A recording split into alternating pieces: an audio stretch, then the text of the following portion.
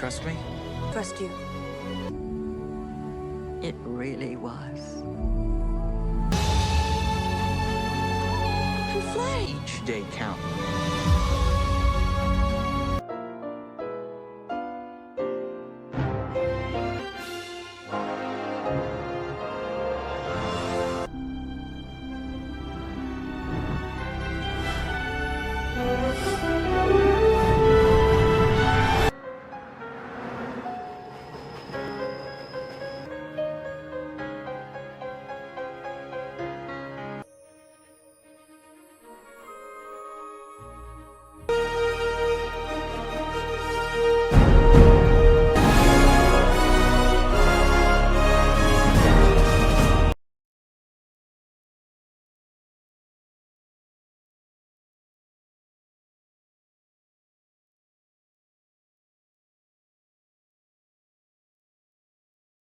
The Titanic wasn't just a love story, it hid some shocking real life facts. In this review, we uncover the truth behind the 1997 movie and what Hollywood changed. Stay till the end because one Titanic fact might completely change how you see the movie. Carlifac's Titanic is a 1997 American epic historical romance movie written and directed by James Cameron. The movie mixes real historical events with fictional characters and is based on the tragic sinking of the RMS Titanic in 1912. Leonardo DiCaprio and Kate Winslet play characters from two completely different social classes who fall in love during the ship's doomed first voyage. The movie also features a huge cast including Billy Zane, Kathy Bates, Frances Fisher, Bernard Hill, Jonathan Hyde, Danny Nucci, David Warner, and Bill Paxton. James Cameron got the idea for the movie from his longtime fascination with shipwrecks. He believed that adding a love story to the real life tragedy would make the disaster feel much more emotional and personal for the audience.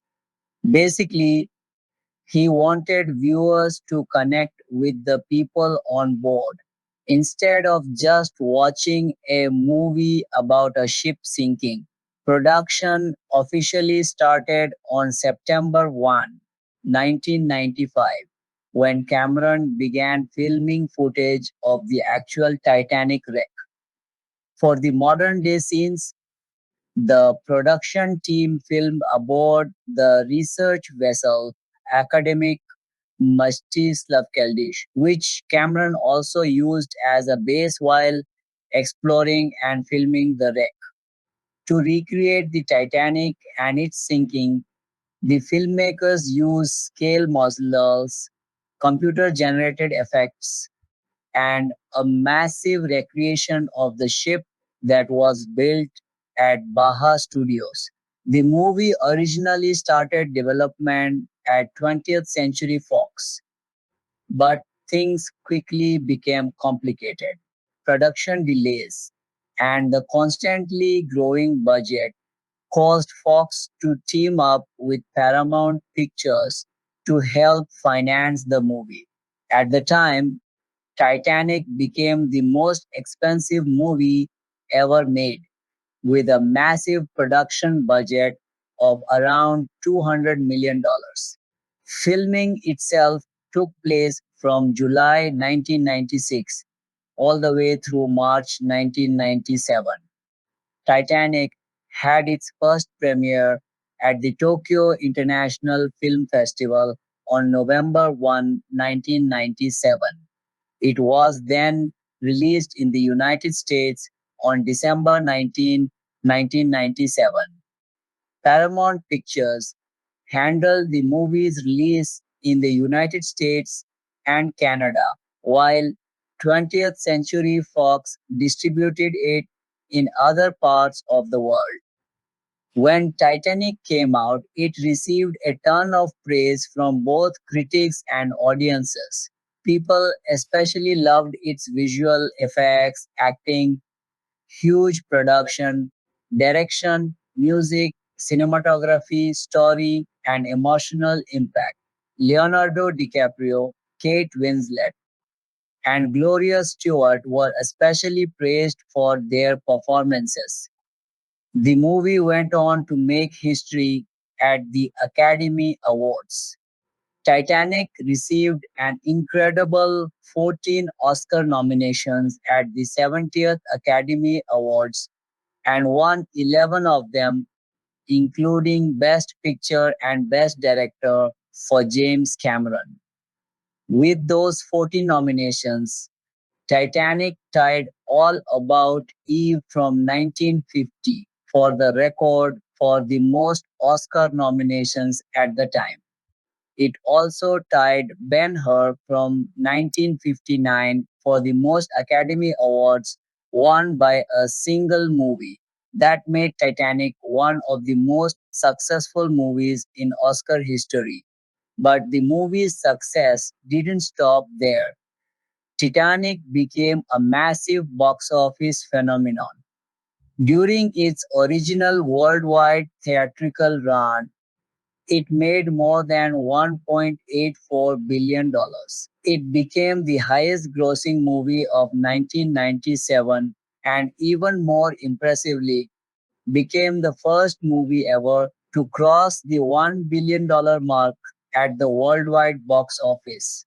For years, Titanic held the title of the highest grossing movie of all time.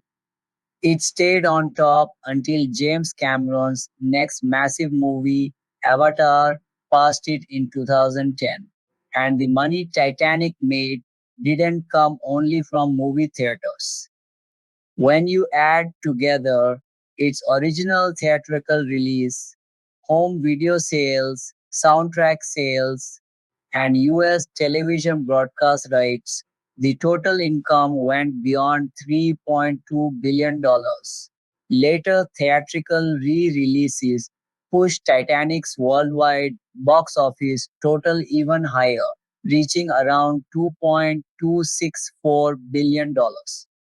This made Titanic the second movie ever to earn more than $2 billion worldwide, coming after Avatar. As of 2023, Titanic ranked as the fourth highest grossing movie of all time. And even decades after its original release, Titanic continued to be recognized for its cultural and historical importance. In 2017, the Library of Congress selected Titanic for preservation in the United States National Film Registry because it was considered culturally, historically, or aesthetically significant. So, even though Titanic is known around the world for the love story between Jack and Rose, the movie was also a massive filmmaking achievement. It combined real historical events, huge sets, groundbreaking visual effects, emotional storytelling, and unforgettable performances to create one of the most famous movies ever made. In 1996, aboard the research ship academic Mstislav Keldysh, treasure hunter Brock Lovett, played by Bill Paxton, and his team explored the wreck of the RMS Titanic. They are searching for a legendary and extremely valuable diamond necklace called the Heart of the Ocean. The Titanic is sitting on the ocean floor about 821 meters below the surface. After searching the wreck, the team finds a safe that belonged to Caledon Cal Hockley, played by Billy Zane. They believe the necklace could be inside, but when they open it, they don't find the diamond. Instead, they discover a drawing of a naked young woman wearing the necklace. The drawing is dated April 14, 1912, the same night the Titanic hit the iceberg. The entire expedition is privately funded, so Brock is under a ton of pressure to find the diamond and deliver it to the people who invested their money in the search. When news about the drawing appears on TV, an elderly woman named Rose Dawson Calvert, played by Gloria Stewart, contacts Brock Lovett. She claims that she is the woman in the drawing. Rose arrives on the salvage ship with her granddaughter, Lizzie Calvert, played by Susie Amis, and meets Brock and his team. Rose is 101 years old, and the details she gives Brock about the Titanic convince him that she was actually on the ship when it sank. In fact, Rose claims she was the last person to wear the famous Heart of the Ocean. Brock already knows that Carl's father, Nathan, had filed an insurance claim after the diamond was lost. Cal had originally purchased the necklace as a gift for his fiancée before the Titanic left England. Brock then shows Rose a quick simulation explaining exactly how the Titanic collided with the iceberg. The iceberg struck the ship on the starboard side, damaging a wide section of the hull. Water rushed into several watertight compartments. Eventually, the water rose over the bulkheads, which only reached as high as E deck, and began spilling into the other compartments farther toward the back of the ship. As more water entered, the Titanic started tilting. The stern slowly rose higher and higher out of the water until the ship eventually broke into two pieces near the middle. The front section went underwater first, followed shortly afterward by the stern. The Titanic finally disappeared beneath the ocean at around 2:20 a.m., roughly 2 hours and 40 minutes after hitting the iceberg. When Brock asks Rose if she knows where the heart of the ocean is, she begins remembering her time aboard the Titanic. She reveals that her real name is Rose David bKate, a first class passenger who was believed to have died in the disaster. Rose then begins telling her story. Back in 1912, 17-year-old Rose, played by Kate Winslet, boards the Titanic in Southampton with her wealthy fiancé, Caledon Calhockley, and her mother, Ruth David bKate, played by Frances Fisher. The Titanic is beginning its very first voyage and is widely considered to be practically unsinkable. Rose's mother puts a huge amount of pressure on her to marry Cal.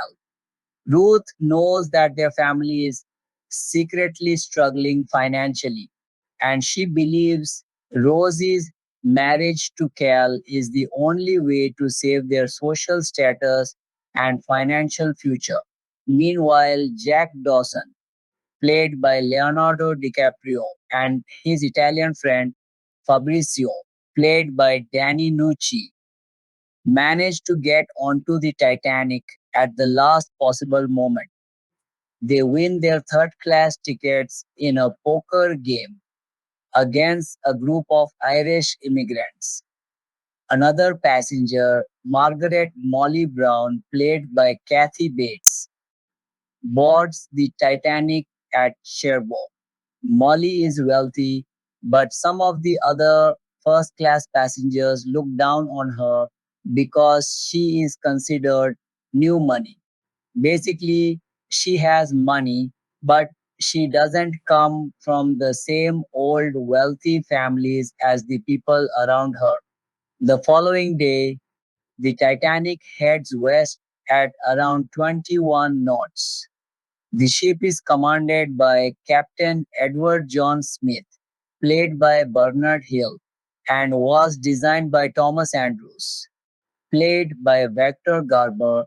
The Titanic's senior crew includes Chief Officer Henry Wilde, played by Mark Lindsay Chapman, First Officer William Murdoch, played by Ewan Stewart, Second Officer Charles Lightoller, played by Jonathan Phillips, and Third Officer Herbert Pittman, played by Kevin Delanoye. Bruce Ismay, played by Jonathan Hyde, is the managing director of the White Star Line, the company that owns the Titanic. While dealing with the pressure of her engagement and her unhappy life, Rose becomes extremely upset and considers taking her own life by jumping from the back of the ship. She climbs over the railing and begins thinking about whether she should actually jump. That's when Jack Dawson, a young drifter and artist, notices her. He talks to Rose and eventually pulls her back onto the deck when she slips and ends up hanging from the railing. When Rose and Jack are discovered together at the back of the ship, Rose tells Cal that she was simply looking over the edge because she was curious and that Jack saved her from falling. Because Jack saved Rose, she insists that Cal invite him to dinner the following night as a way of thanking him. Later that night, Cal gives Rose the heart of the ocean, the huge blue diamond necklace. It's supposed to be a special gift for his fiancée. At the same time, Bruce Ismay pressures Captain Smith to make the Titanic go faster. He wants the ship to arrive in New York ahead of schedule and show off just how fast the supposedly incredible new liner can travel. There have already been reports of icebergs in the Titanic path, but the ship continues moving quickly. Rose also discovers something disturbing about the Titanic's safety equipment. The ship is carrying enough lifeboats for only around half of the people on board. Thomas Andrews explains that adding another row of lifeboats would make the deck look too crowded and unattractive, so his recommendation for more lifeboats was overruled. As time goes on, Jack and Rose begin developing a close friendship. Rose discovers that Jack is an artist who makes a living by drawing people, including nude portraits. Even though Cal and Rose's mother are uncomfortable with Rose spending time with Jack because he is a third class passenger, Rose becomes more interested in him. After the first class dinner that night, Rose secretly meets Jack and joins him in the third class section of the ship. They take part in a lively Irish style dancing party, and Jack shows Rose a completely different side of life. For one of the first times in her life, Rose is able to forget about her problems, let loose, and genuinely laugh. Cal and Ruth are furious when they find out Rose has been spending time with Jack. They forbid her from seeing him again. Cal even becomes physically aggressive with Rose when she tries to stand up for herself. Rose initially tries to push Jack away, But she eventually realizes that she feels much more comfortable with him than she does with Cal. She later meets Jack at the front of the ship during what turns out to be the Titanic's final moments of daylight. The two return to Rosie's room, where Rose asks Jack to draw her wearing nothing except the heart of the ocean necklace, which Cal had given her as an engagement present. Afterward, Rose and Jack manage to avoid Cal's bodyguard, Spicer Lovejoy, played by David Warner. They then share a private romantic moment inside a car in the ship's cargo area. After leaving the car, they head toward the front section of the ship. That's when they witness the Titanic collide with an iceberg. Because the ocean is unusually calm that night, the iceberg is spotted very late. The crew tries to turn the ship out of the iceberg's path, but there isn't enough time. Instead of hitting the iceberg head on, the Titanic scrapes along the iceberg on its starboard side. The impact damages a long section of the hull and allows seawater to rush inside.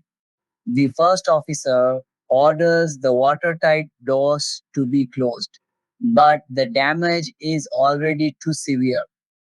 Jack and Rose overhear the ship's officers and Thomas Andrews discussing what happened, and they quickly realize how serious the situation really is. Rose tells Jack that they need to warn her mother, and Cal Thomas Andrews explains that five of the Titanic's watertight compartments have been damaged. The ship was designed to stay afloat if four compartments were flooded, but five damaged compartments mean the Titanic is going down. Andrews estimates that the ship has around 2 hours left before it sinks. There are roughly 2,200 people aboard the Titanic. Captain Smith orders a distress signal to be sent by radio, giving the ship's location and asking for help. Unfortunately, the nearest ship is believed to be about 4 hours away. Meanwhile, Cal discovers Jack's drawing of Rose along with a mocking message she left for him. He also finds the heart of the ocean necklace. Cal becomes furious and decides to frame Jack for stealing the diamond. He secretly has his bodyguard place the necklace inside Jack's coat pocket. Jack is then accused of stealing the priceless necklace. He is arrested, taken to the Master at Arms office, and handcuffed to a pipe. Cal takes the necklace for himself and hides it inside his own coat. As the Titanic continues sinking, Rose escapes from Cal and her mother, who has already boarded a lifeboat. Rose goes back and frees Jack. By now, the crew is launching emergency flares into the night sky in an attempt to get the attention of any nearby ships. But the situation is becoming even more chaotic. Third class passengers are prevented from reaching the lifeboat decks and are trapped below for a time. Meanwhile, lifeboats are being lowered into the ocean with many empty seats, while first class passengers are given priority. Eventually, Jack and Rose make it back onto the deck. Cal and Jack both try to convince Rose to get onto a lifeboat. Cal tells her that he has arranged for both himself and Jack to escape safely. Rose gets onto the lifeboat, but as it begins to lower away from the Titanic, Cal reveals the truth. The deal was never meant to save Jack. It was only meant to save Cal. As Rose's lifeboat moves farther away from the ship, she realizes she can't leave Jack behind. She makes the heartbreaking decision to jump back onto the Titanic and reunite with him. Cal completely loses it. He grabs a pistol and chases Jack and Rose through the flooding first class dining room. He fires at them as they try to escape but eventually runs out of ammunition. Cal then realizes something that makes the situation even worse for him. He had given Rose the coat that contains the heart of the ocean. With the Titanic rapidly sinking, Cal returns to the boat deck. He manages to get onto a lifeboat by pretending to be the father of a lost child, using the chaos around him to convince the crew to let him aboard. Meanwhile, the engineers aboard the Titanic work desperately to keep the ship's electrical systems running for as long as possible. The ship's lights remain on almost until the very end. The Titanic's musicians also become an unforgettable part of the disaster. The group was a seven-member orchestra that normally performed chamber music for passengers in the first class areas. As the ship begins sinking, the musicians continue playing music in an attempt to keep the passengers calm and prevent complete panic. They keep performing for as long as they possibly can while the Titanic slowly disappears into the freezing Atlantic Ocean. Jack and Rose make their way back to the top deck of the Titanic, but by this point, every lifeboat has already left the ship. The situation is completely out of control. Passengers are trapped on the sinking ship and some are falling to their deaths as the stern slowly rises higher and higher out of the water. Then, in one of the most dramatic moments of the entire movie, the Titanic finally breaks into two pieces.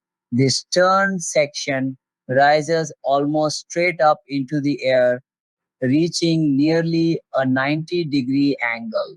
Jack and Rose desperately hold on as the back half of the ship lifts higher above the ocean.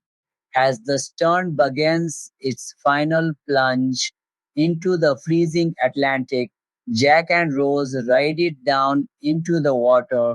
Once they are in the freezing ocean, Jack looks for a way to keep Rose above the surface. He helps her climb onto a large piece of wooden wall paneling floating in the water. Jack tries to climb onto it too, but the panel can only support the weight of one person without sinking too far into the freezing water. Realizing that Rose has a better chance of surviving if she stays on the panel, Jack remains in the freezing water and holds onto its edge.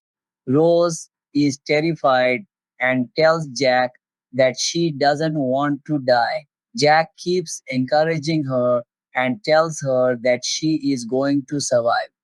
He tells her that she will grow old, live a long life, and eventually die peacefully in her warm bed.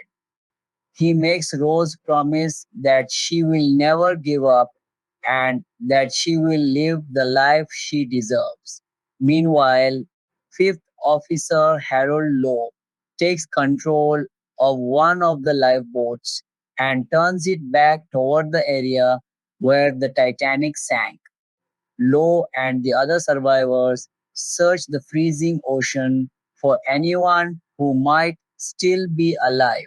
They manage to find Rose and pull her out of the freezing water. But unfortunately, they arrive too late to save Jack. By the time Rose is rescued, Jack has already died from hypothermia after spending too long in the freezing Atlantic water. Rose is eventually taken aboard the RMS Carpathia along with the other survivors. The Carpathia carries the survivors toward New York City. When Rose arrives, she decides not to return to her old life. Instead, she gives her name as Rose Dawson, taking Jack's last name and leaving behind the identity of Rose DeWitt Bukater. While aboard the Carpathia, Rose notices Cal searching through the crowd for her. She hides from him on the ship's deck, making sure he doesn't find her. Cal survives the disaster, but his life eventually falls apart. Years later, Rose learns that Cal lost most of his fortune during the Wall Street crash of 1929. After losing his money and facing the collapse of his life, Cal eventually takes his own life. Back in the present day, Rose finishes telling Brock Lovett the entire story of what happened aboard the Titanic. After revealing everything she remembers, Rose quietly walks alone to the stern of Brock's salvage ship.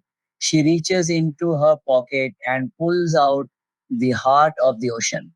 This is the same legendary diamond that Brock and his team have spent so much time searching for. But there's a huge twist. Rose has had the necklace with her the entire time. Instead of giving the diamond to Brock or selling it for a fortune, Rose holds it in her hand for a moment and then drops it into the ocean. The priceless heart of the ocean disappears beneath the water and returns to the place where her story began. Later, Rose is shown lying peacefully in her bed.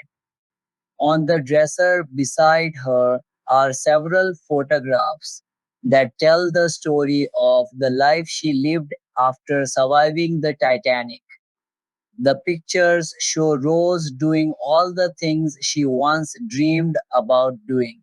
She lived freely, traveled, explored new places, rode horses, went to the beach, and experienced a life that would have been almost impossible under the strict control of her old family. In other words, Rose actually kept the promise she made to Jack. She didn't let the tragedy destroy her. Instead, she lived a long and adventurous life, exactly the way Jack wanted her to. As Rose appears to peacefully fall asleep, the movie takes us back to the Titanic.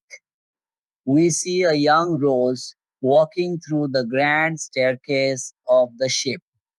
She reaches the top and sees Jack waiting for her. The two reunite at the famous grand staircase of the RMS Titanic. Around them are the people who died during the disaster.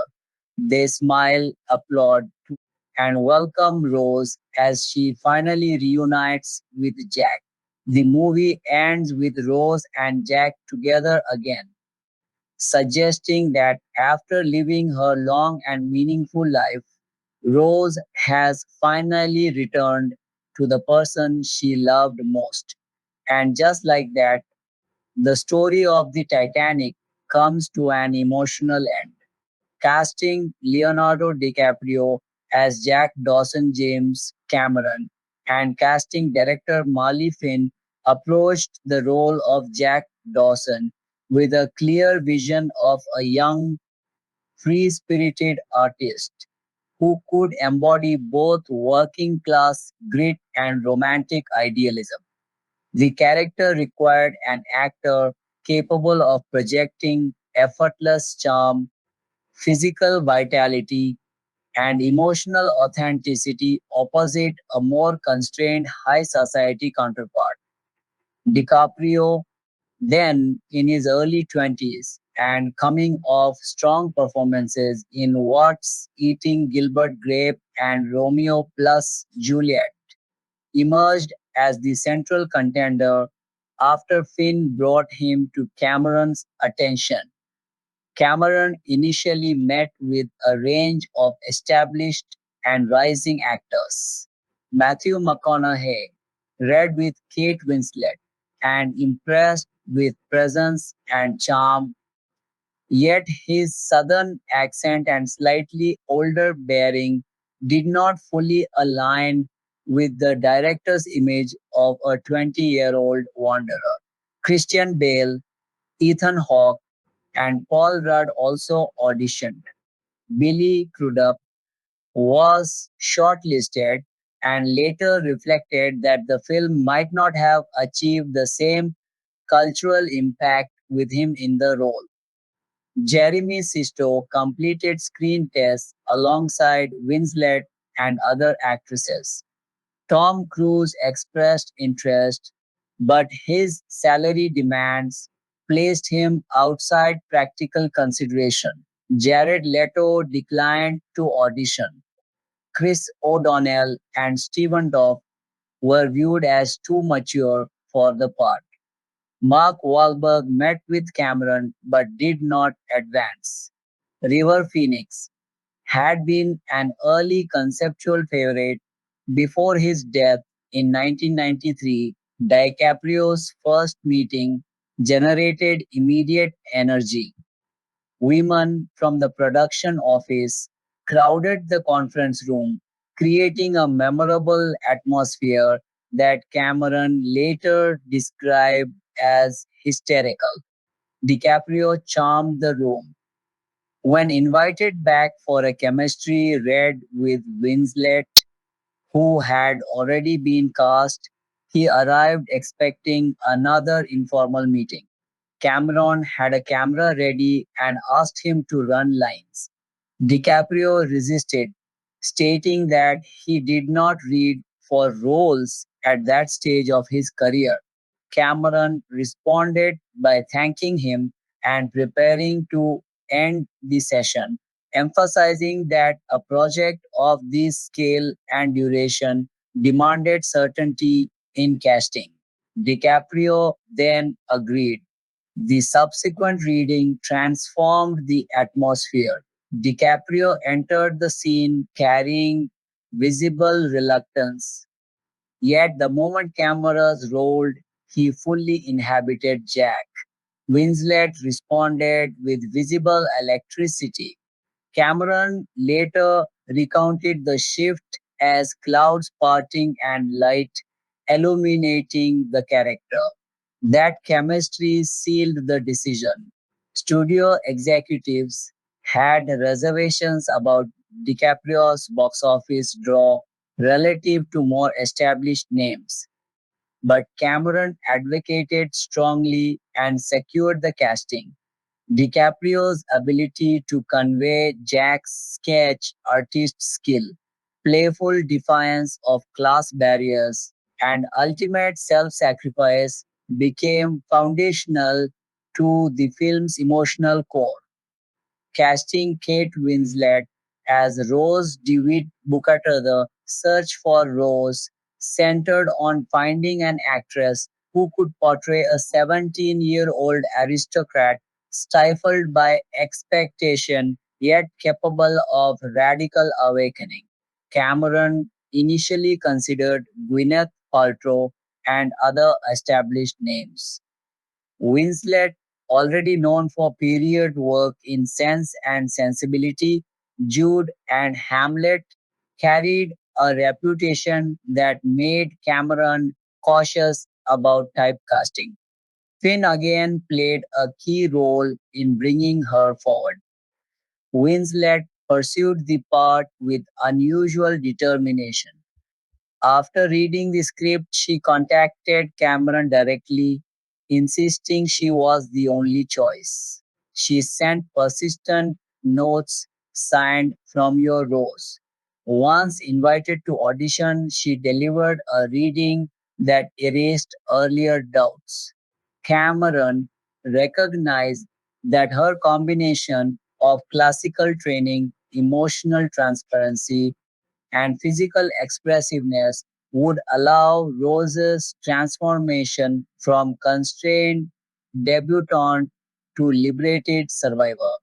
Winslet's commitment and extended beyond securing her own role. She actively encouraged DiCaprio's casting, believing their pairing was essential. The chemistry tests confirmed the match. Winslet's ability to shift from brittle formality to open vulnerability gave the central romance its necessary arc. Her performance required both the elegance of first class life and the raw physicality of survival sequences, including prolonged exposure to cold water and demanding stunt work. The dual portrayal of young Rose by Winslet and elderly Rose by Gloria Stewart created a continuous character across decades, with Winslet's physicality and Stewart's vocal and emotional continuity binding the framing device. Casting Billy Zane as Caledon, Carl Hockley. Carl Hockley demanded an actor who could embody aristocratic entitlement, possessive jealousy, and eventual moral collapse without descending into pure caricature. Hugh Grant was offered the role and declined. Pierce Brosnan, Rupert Everett, Rob Lowe, and Michael Biehn were considered or discussed. Cameron had worked with Bean previously and held multiple meetings about the part. Ultimately, Billy Zane, fresh from the Phantom, was selected.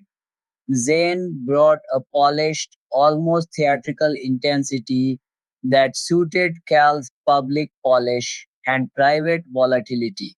His physical presence contrasted effectively with DiCaprio's leaner frame, underscoring the class and power imbalance.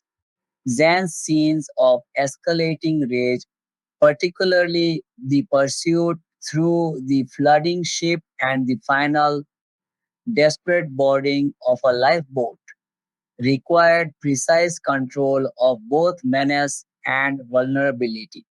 The casting reinforced the film's examination of old money privilege under existential pressure. Casting Gloria Stewart as Old Rose, the framing device required an actress of advanced age who could convey a century of lived experience while remaining lucid and emotionally precise. Cameron instructed the casting team to seek performers from Hollywood's golden age. Fay Ray was considered. Gloria Stewart, then 86 and largely retired from major roles, was located by the casting department. Cameron was not initially familiar with her extensive 1930s career. Stewart underwent aging makeup to appear closer to 1-1. She later described the process as unpleasant, yet approached the role with professionalism. Her scenes bookend the narrative, providing both exposition and emotional resolution. Stewart's performance earned an Academy Award nomination for Best Supporting Actress, making her the oldest nominee in that category at the time. The continuity between Winslet's young Rose and Stewart's elderly counterpart relied on shared mannerisms, vocal cadence, and a consistent sense of unresolved longing. Stewart's presence also lent historical authenticity. She was the only principal cast member who had been alive in 1912.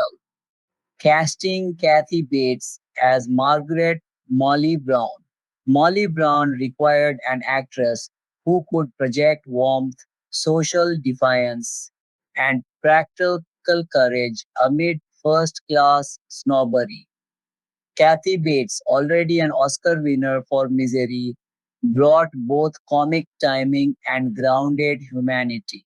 Her Molly befriends Jack, lends him evening clothes, and later asserts authority in a lifeboat. Bates's casting balanced the more rigid aristocratic characters and provided a bridge between the fictional romance and the historical record of the real Margaret Brown's actions.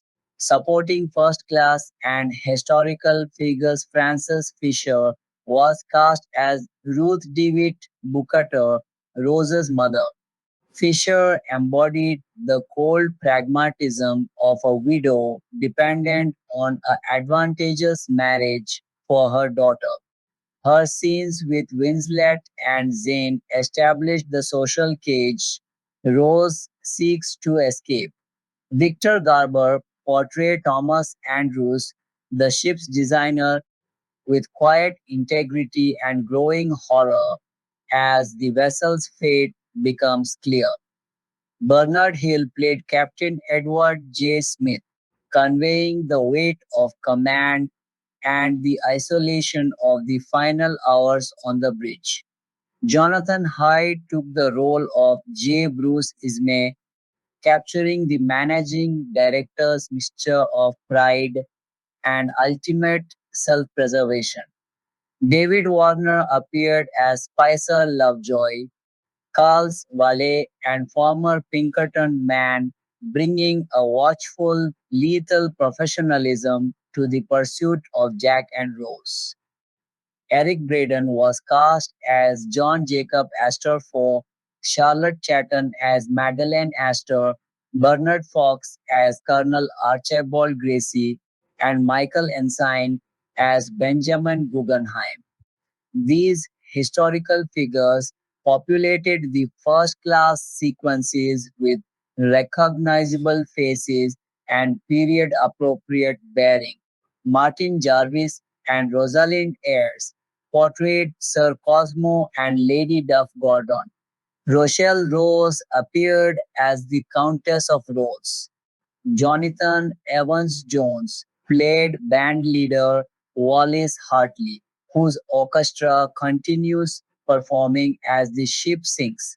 Lou Poulter and Elsa Raven portrayed Isidore and Ida Strauss, whose decision to remain together became one of the film's most affecting historical vignettes.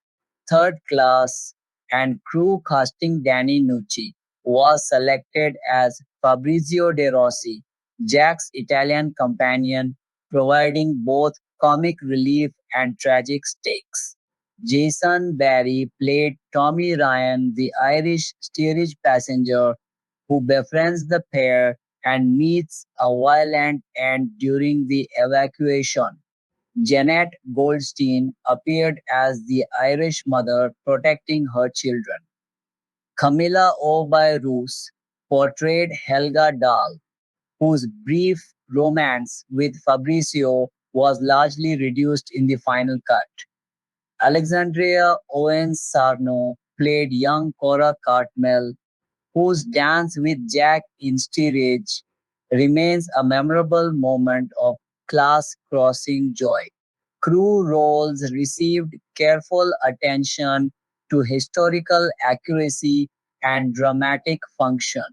Ewan Stewart portrayed First Officer William Murdoch, Ewan Grufford, Fifth Officer Harold Lowe, Johnny Phillips, Second Officer Charles Lightoller, and Mark Lindsay Chapman, Chief Officer Henry Wilde.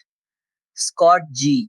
Anderson appeared as Lookout Frederick Fleet, Martin East as Reginald Lee. Gregory Cook played wireless operator Jack Phillips and Craig Kelly Harold Bride. Liam Twohy was cast as Chief Baker Charles Johin. These performances grounded the technical and hierarchical details of the sinking sequences. Modern framing cast Bill Paxton played Brock Lovett, the treasure hunter whose expedition frames the story. Paxton's combination of professional obsession and eventual humility allowed the modern sequences to serve as more than mere bookends.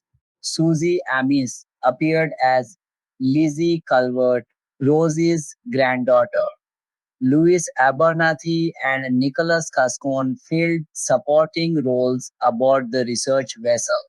Anatoly M. Sagalevich, a real oceanographer, portrayed a version of himself, adding documentary texture to the wreck exploration scenes. Casting process and broader considerations. Marley Finn served as primary casting director with Emily Schweber and additional associates handling location and supporting roles. The process spanned extensive auditions, chemistry tests, and negotiations over salary and availability. Cameron's insistence on testing even established actors reflected the scale of the production and the centrality of the central romance. Many prominent names circulated in reports: Angelina Jolie, Madonna, Charlize Theron, Jennifer Aniston, Winona Ryder, Uma Thurman, and others for Rose. Brad Pitt, Johnny Depp, and additional rising stars for Jack. Yet the final selections prioritized chemistry, age appropriateness, and the specific emotional registers required by the script. Reba McEntire initially accepted the role of Molly Brown before Bates was cast. The decision to age Gloria Stewart rather than rely solely on digital effects preserved a human continuity across the film's temporal structure. Background players and uncredited performers populated the decks, dining saloons, and flooded corridors, creating the density of a fully realized shipboard community. The ensemble's collective work supported both the intimate love story and the large-scale disaster sequences. DiCaprio and Winslet's pairing generated the necessary romantic voltage. Zane, Fisher, and Bates articulated the social pressures surrounding that romance.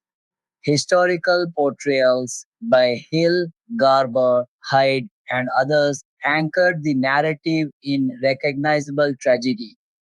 Stewart's framing performance provided the long temporal perspective that transforms personal loss into enduring memory. Every major casting choice reinforced the film's dual focus on individual lives and collective catastrophe, allowing the finished work to function simultaneously as romance, historical recreation, and technical spectacle. Production development and pre-production. James Cameron's connection to the Titanic story did not begin as a filmmaking ambition in the ordinary sense. It grew out of a much older personal obsession with shipwrecks. He had spent years captivated by sunken vessels and the mysteries they held, and he came to regard the Titanic wreck as the ultimate prize for anyone drawn to the undersea world, something akin to the Mount Everest of shipwrecks. By the time he began seriously pursuing the idea of a Titanic project, Cameron felt he was approaching the outer edge of his own life window for taking on a genuine deep ocean expedition. He had trained in the sciences before turning to filmmaking, and the pull toward that abandoned path, the world of exploration, engineering, and the deep sea, had never entirely faded. Watching the 1992 IMAX documentary Titanica, which had been assembled from footage shot at the wreck site, reignited that restlessness. Rather than simply admiring the images captured by others, Cameron wanted to mount his own expedition to the wreck, and he understood that the only realistic way to finance such a costly undertaking was to convince a Hollywood studio to underwrite it as part of a film production. In interviews given years later, he was candid that his primary motivation at the outset was less about telling a story on screen and more about the chance to see the wreck for himself. The film became, in a sense, the vehicle that made the expedition possible. To get a studio on board, Cameron first put his ideas down in the form of a scriptment, an extended narrative document that blends the qualities of a script and a treatment, outlining what a Titanic film might look like. Armed with this document, he took meetings with executives at 20th Century Fox, among them Peter Chernin, and made his now famous speech.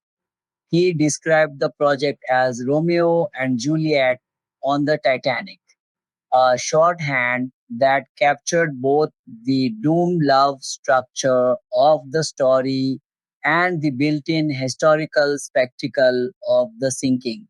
According to Cameron's own account, the Fox executives in the room were skeptical about the commercial prospects of an epic romantic drama built around a century old maritime disaster. Cameron's reputation at that point rested heavily on kinetic, effects driven action filmmaking, and the studio had been hoping he would bring them something closer to that mold rather than a 3 hour period romance. Nevertheless, Fox ultimately greenlit the project, not necessarily because the executives were convinced a Titanic film would be a box office sensation, but because they valued the prospect of a long term working relationship with a director of Cameron's standing and saw approving the film as a way to keep him within the studio's fold. Having secured approval, Cameron's next task was to persuade Fox that the expedition to the actual wreck site was worth funding as part of the production rather than being replaced entirely by studio effects work. He framed the choice in blunt financial terms for the studio. They could recreate the wreck footage artificially through elaborate models, motion control photography, and computer generated imagery, or they could spend somewhat more. By his own estimate, roughly 30% above that cost, and send a crew to film the genuine wreck lying on the ocean floor. He argued that shooting the real Titanic would give the footage a value and authenticity that no simulation could match.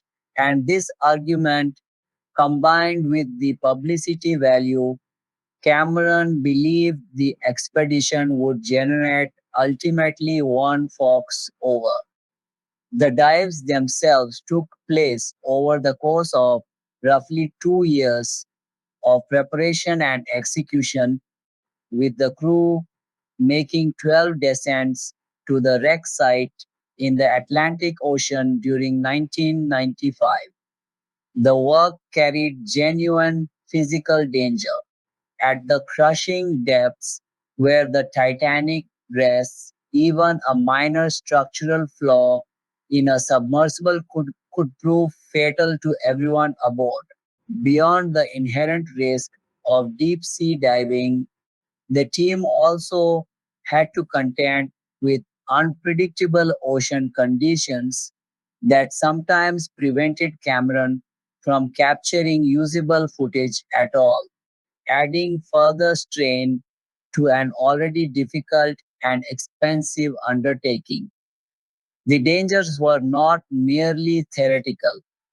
During one of the descents, a submersible collided with part of the wreck's hull, causing damage to both the vessel and the ship. Pieces of the submersible's propeller shroud were left scattered across the wreck's superstructure. The external wall of the area corresponding to the captain's quarters gave way and exposed the interior beneath, and the section of the wreck near the entrance to the grand staircase sustained additional damage as a result of the impact.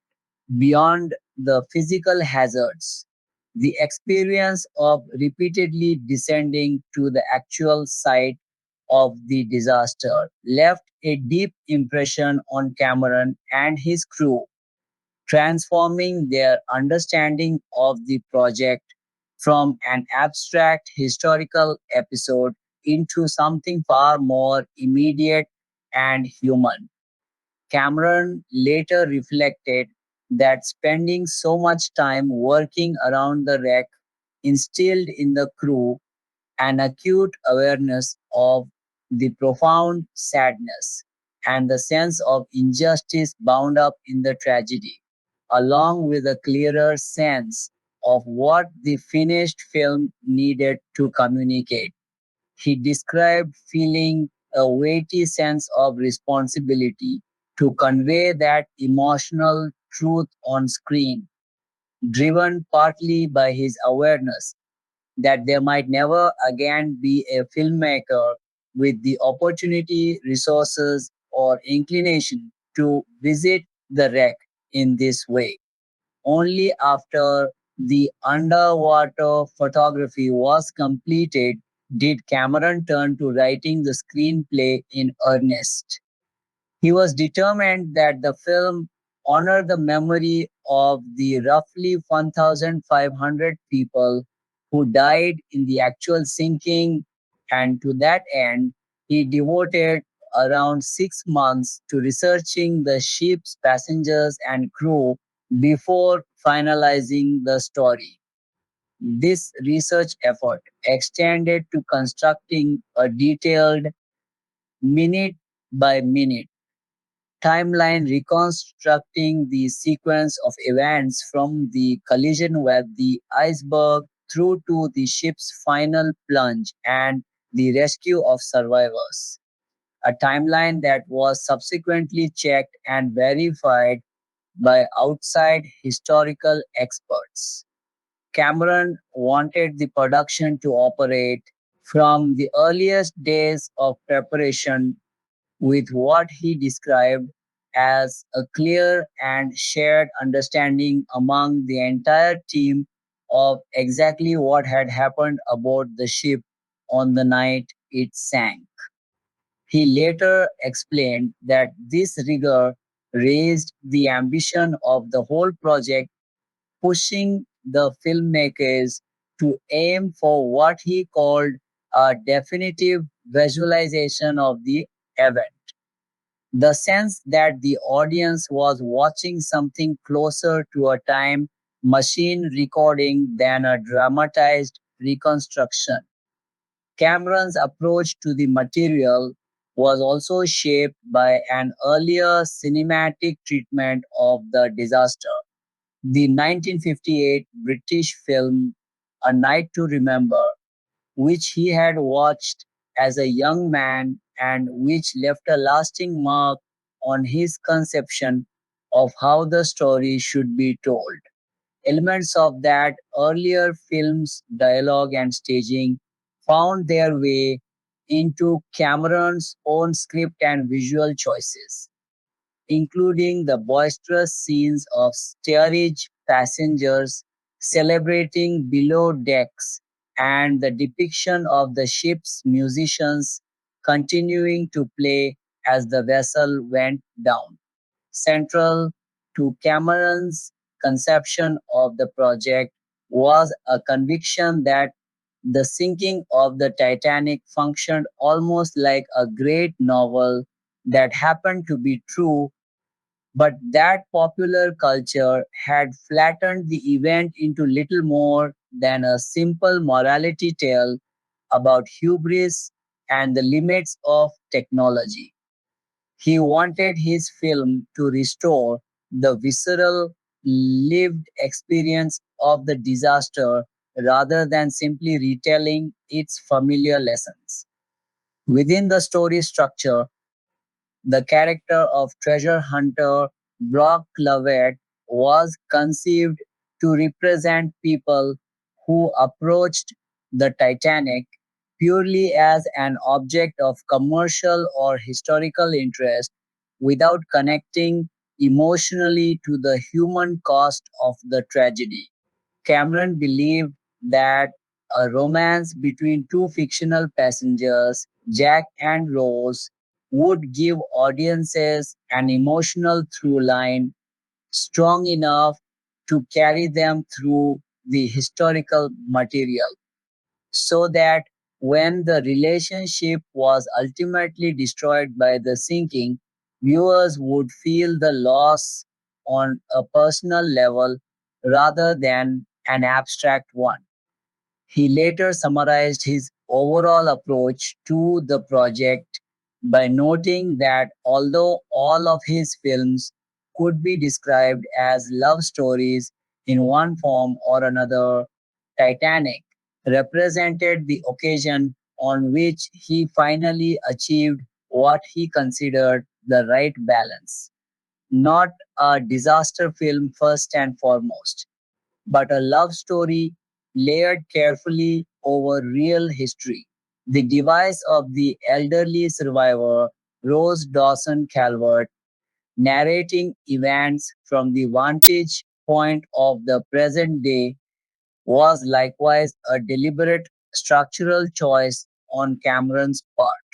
He wanted a character who could bridge past and present within the story, linking the audience's contemporary perspective to the historical events through a single continuous human life, framing the central romance through the memories of an elderly survivor also allowed Cameron to make the passage of decades between 1912 and the present feel emotionally weighty, giving the intervening years the entire unseen life that Rose lived after Jack's death, a poignancy that a straightforward period drama would not have achieved.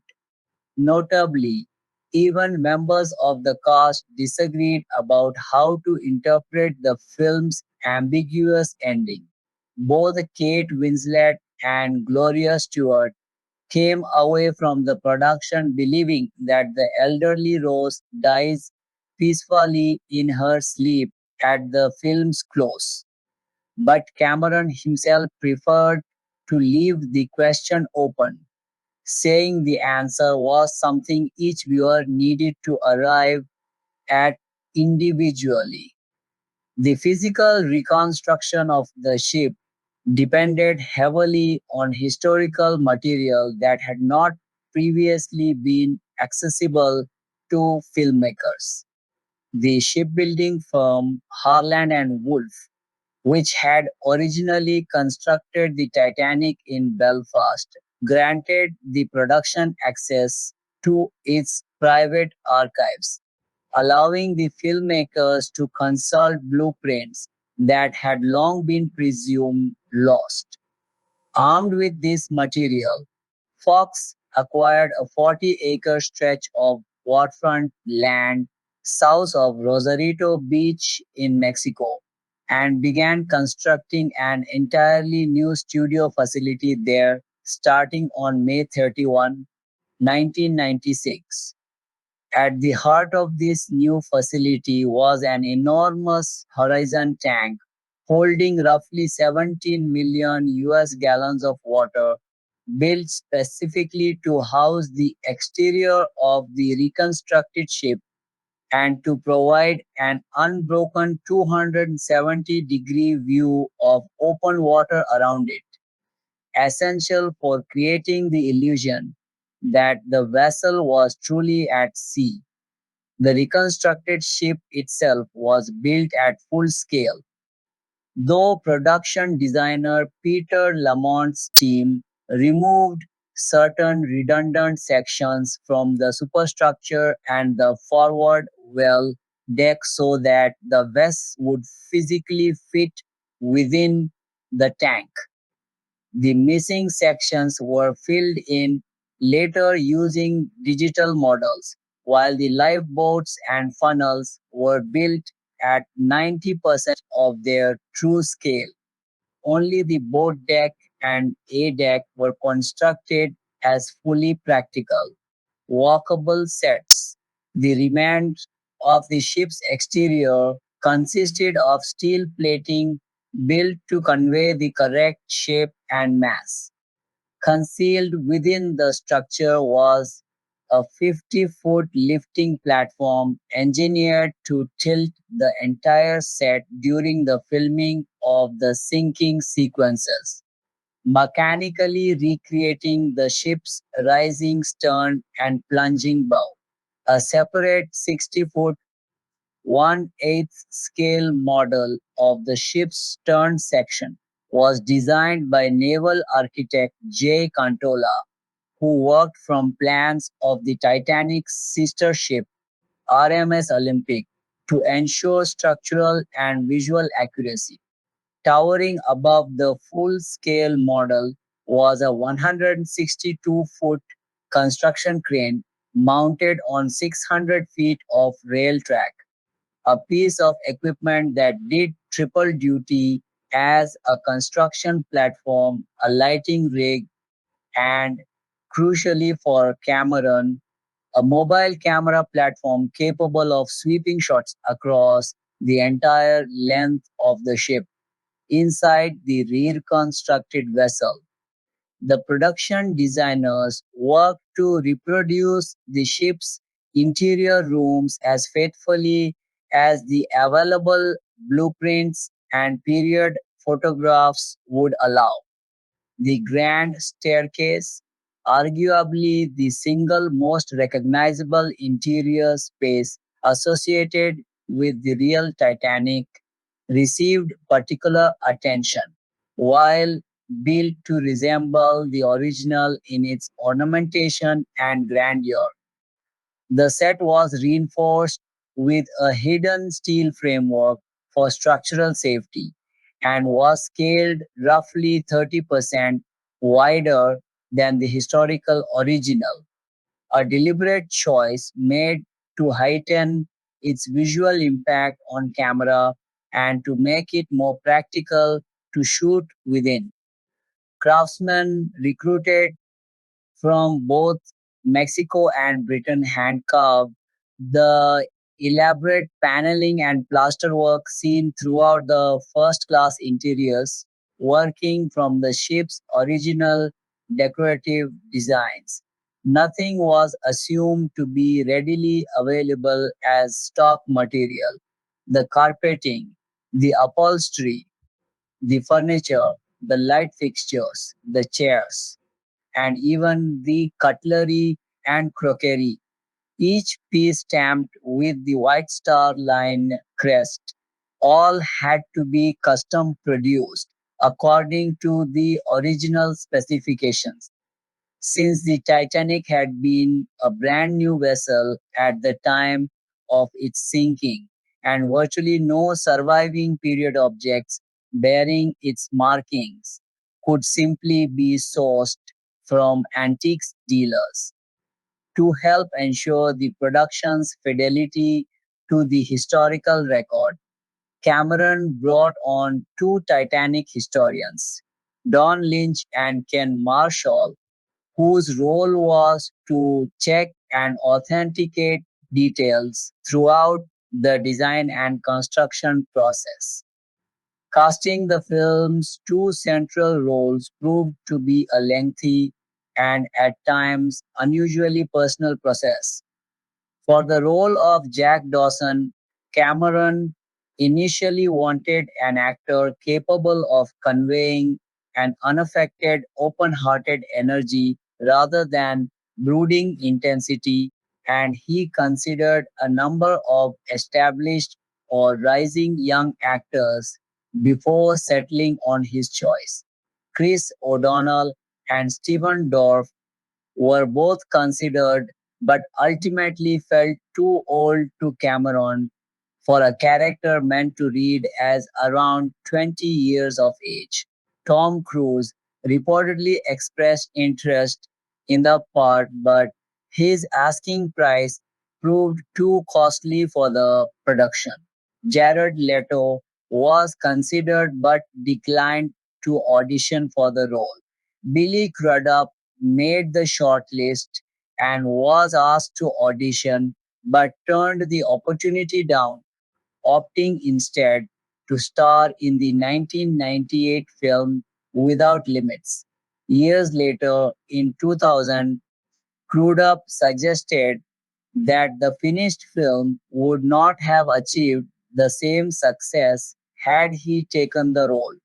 Jeremy Sisto took part in a round of screen tests alongside Winslet and several other actresses being considered for roles. Mark Wahlberg met with Cameron to discuss the role, though Cameron ultimately was not interested in pursuing him for the part. Matthew McConaughey, Ethan Hawke, Christian Bale, and Paul Rudd also auditioned for the role of Jack at various points in the process. McConaughey, in particular, was passed over largely because he declined to alter his pronounced Southern drawl for the part. It was casting director Mali Finn who first brought the 21-year-old Leonardo DiCaprio to Cameron's attention.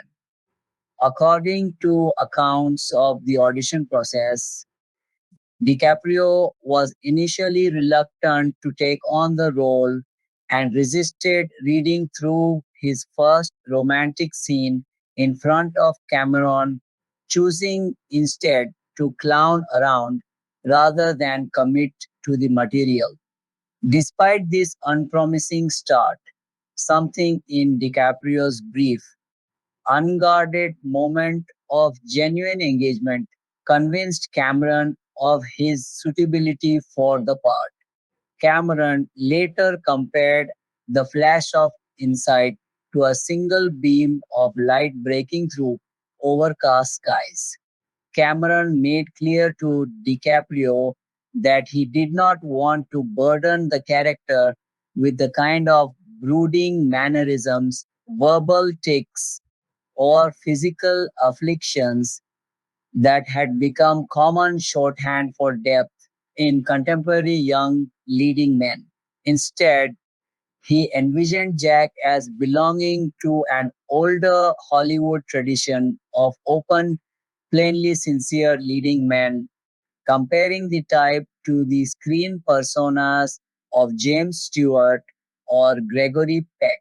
When Kate Winslet completed her own screen test opposite DiCaprio, she came away from the experience so impressed by his performance that she reportedly urged Cameron, even if he chose not to cast her, to cast DiCaprio. Around this same period, DiCaprio turned down the lead role in Boogie Nights 1997 in order to commit to Titanic. Decades later, in 2025, he expressed regret over passing on that earlier film. describing it as a defining work of his generation. Cameron approached the role of Rose with a specific archetype in mind, describing the character as something close to an Audrey Hepburn type. As with the search for Jack, Molly Finn was instrumental in surfacing Winslet as a candidate. Before Winslet was cast, a number of other actresses were considered for the part, including Gwyneth Paltrow, Winona Ryder, Claire Danes, who had worked with DiCaprio the previous year on Romeo plus Juliet, Gabrielle Anwar, and Reese Witherspoon. Each ultimately passed on the role for her own reasons. Paltrow chose instead to appear in the 1998 adaptation of Great Expectations, while Danes felt the part simply was not right for her at that point. With the role still uncast, Winslet mounted what became an unusually persistent personal campaign to win it, sending Cameron notes from England on a daily basis. That correspondence eventually persuaded Cameron to bring her to Hollywood for a formal audition, though even after a screen test that clearly impressed him, he remained uncertain about committing to her casting. Winslet's campaign continued even after the audition. She sent Cameron a single rose, accompanied by a card signed simply "From your Rose," and she pursued him further by telephone, reaching him at one point while he was in his Humvee and insisting with evident exasperation that she was simply the right person for the role and that there was no reason for him to keep considering other actresses. Cameron later said that Winslet possessed an intangible quality he had been searching for, something in her face and in her eyes that convinced him audiences would be willing to invest in her journey over the course of the film. Winslet, for her part, later described her understanding of Rose as a young woman with a great deal to offer emotionally and a genuinely open heart, someone who longed to explore and experience the wider world, but who felt, at least at the story's outset, that such a life was permanently out of reach for her. Casting the elderly version of Rose seen in the film's framing device involved its own particular search. Gloria Stewart, 87 years old at the time, required extensive makeup work to be aged still further for the part. Cameron had instructed Marley Finn to look specifically among retired actresses who had worked during Hollywood's golden age of the 1930s and 1940s, and by his own account, he did not initially recognize who Stewart was when her name came up. Fay Ray was also considered for the role. Cameron ultimately settled on Stewart because of the vitality and clarity she brought to the audition process. He described being struck by how fully engaged and lucid she was, and by a shared sense of joie de vivre that he perceived running between Stewart and Winslet, a quality he believed would make it credible to audiences that the two actresses were portraying the same woman across a span of many decades. For the role of the villainous Cal Hockley, Cameron initially considered Michael Biehn, an actor he had worked with previously on the Terminator, Aliens, and The Abyss, before the role eventually went to Billy Zane. Matthew McConaughey was also offered the part of Cal at one stage, and Rob Lowe later said that he too had pursued the role for the part of the boisterous, socially unpretentious Margaret Molly Brown. Country singer Reba McEntire was considered but declined the role because it conflicted with her ongoing touring commitments. The part ultimately went to Kathy Bates. Filming principal photography officially began on July 31st, 1996, with the production's first unit shooting in and around Dartmouth, Nova Scotia. The modern day expedition sequences, in which Brock Lovett and his team explore the wreck aboard a research vessel, were filmed on the actual research ship Academic Mstislav Keldysh, the same vessel Cameron had used as his base during the earlier dives to the real wreck. By September, the bulk of the production had relocated to the newly constructed Fox Baja Studios facility in Rosarito, Mexico, where the full scale Titanic replica now stood ready for use. Among the mechanical features built into this set was the poop deck, engineered on a hinge system capable of rising from level ground to a full 90-degree angle within a matter of seconds, mirroring the way the ship's actual stern rose into the air as the bow filled with water during the sinking. For the safety of the stunt performers who would be working on this tilting structure, many of the props used in these sequences were fabricated from foam rubber rather than harder materials. By mid November, the production had progressed to filming the ship's boarding sequences in Southampton. One of the more unusual logistical challenges of the shoot arose from a decision Cameron made regarding which side of the ship to build. After studying historical weather data for the region, Cameron determined that the prevailing winds during filming would blow from north to south, meaning that building the reconstructed Titanic on its starboard side would allow the smoke from the ship's funnels to trail naturally aft in a visually convincing manner.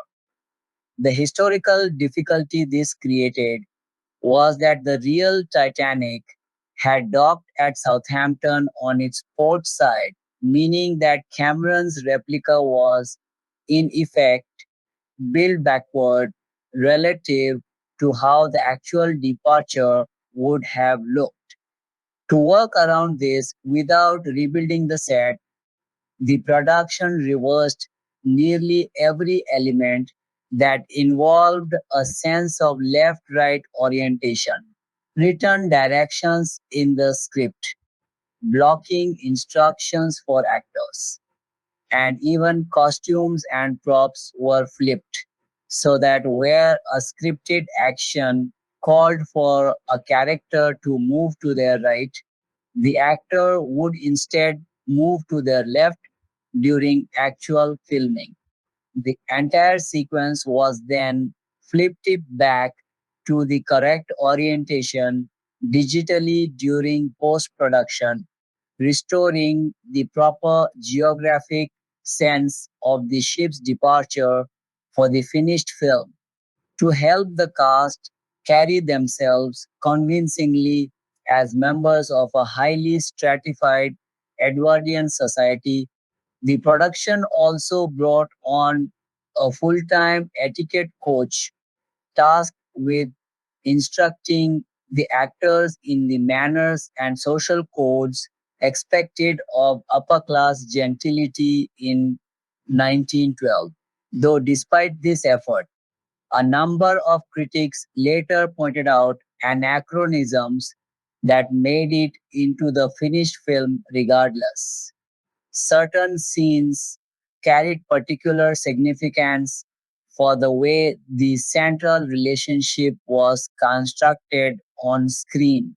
The now famous scene in which Jack sketches a nude portrait of Rose was drawn directly by Cameron himself, with Winslet posing in a bathing suit rather than fully unclothed for the actual photography.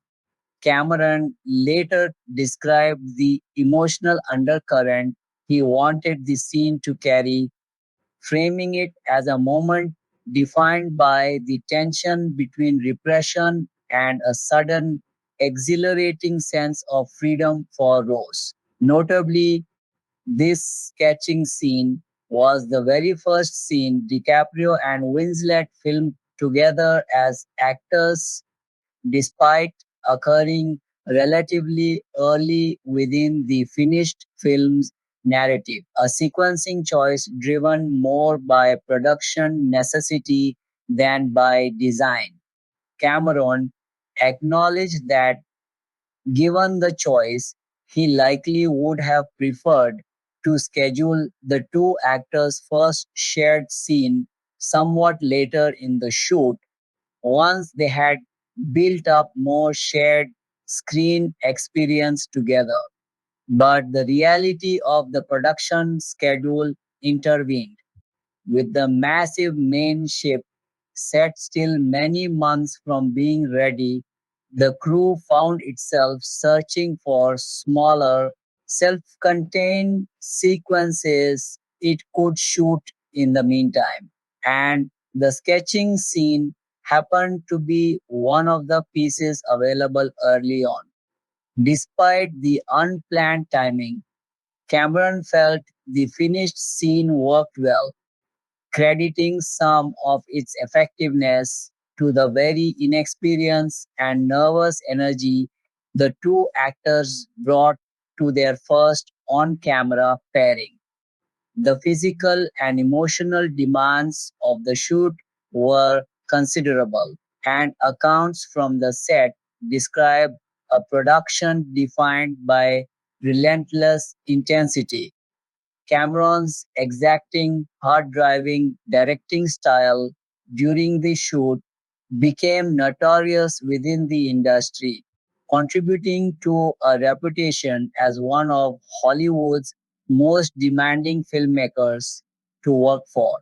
Crew members and press coverage at the time characterized him as an uncompromising perfectionist prone to shouting instructions from great heights via megaphone and walkie talkie while suspended on the production's massive camera crane.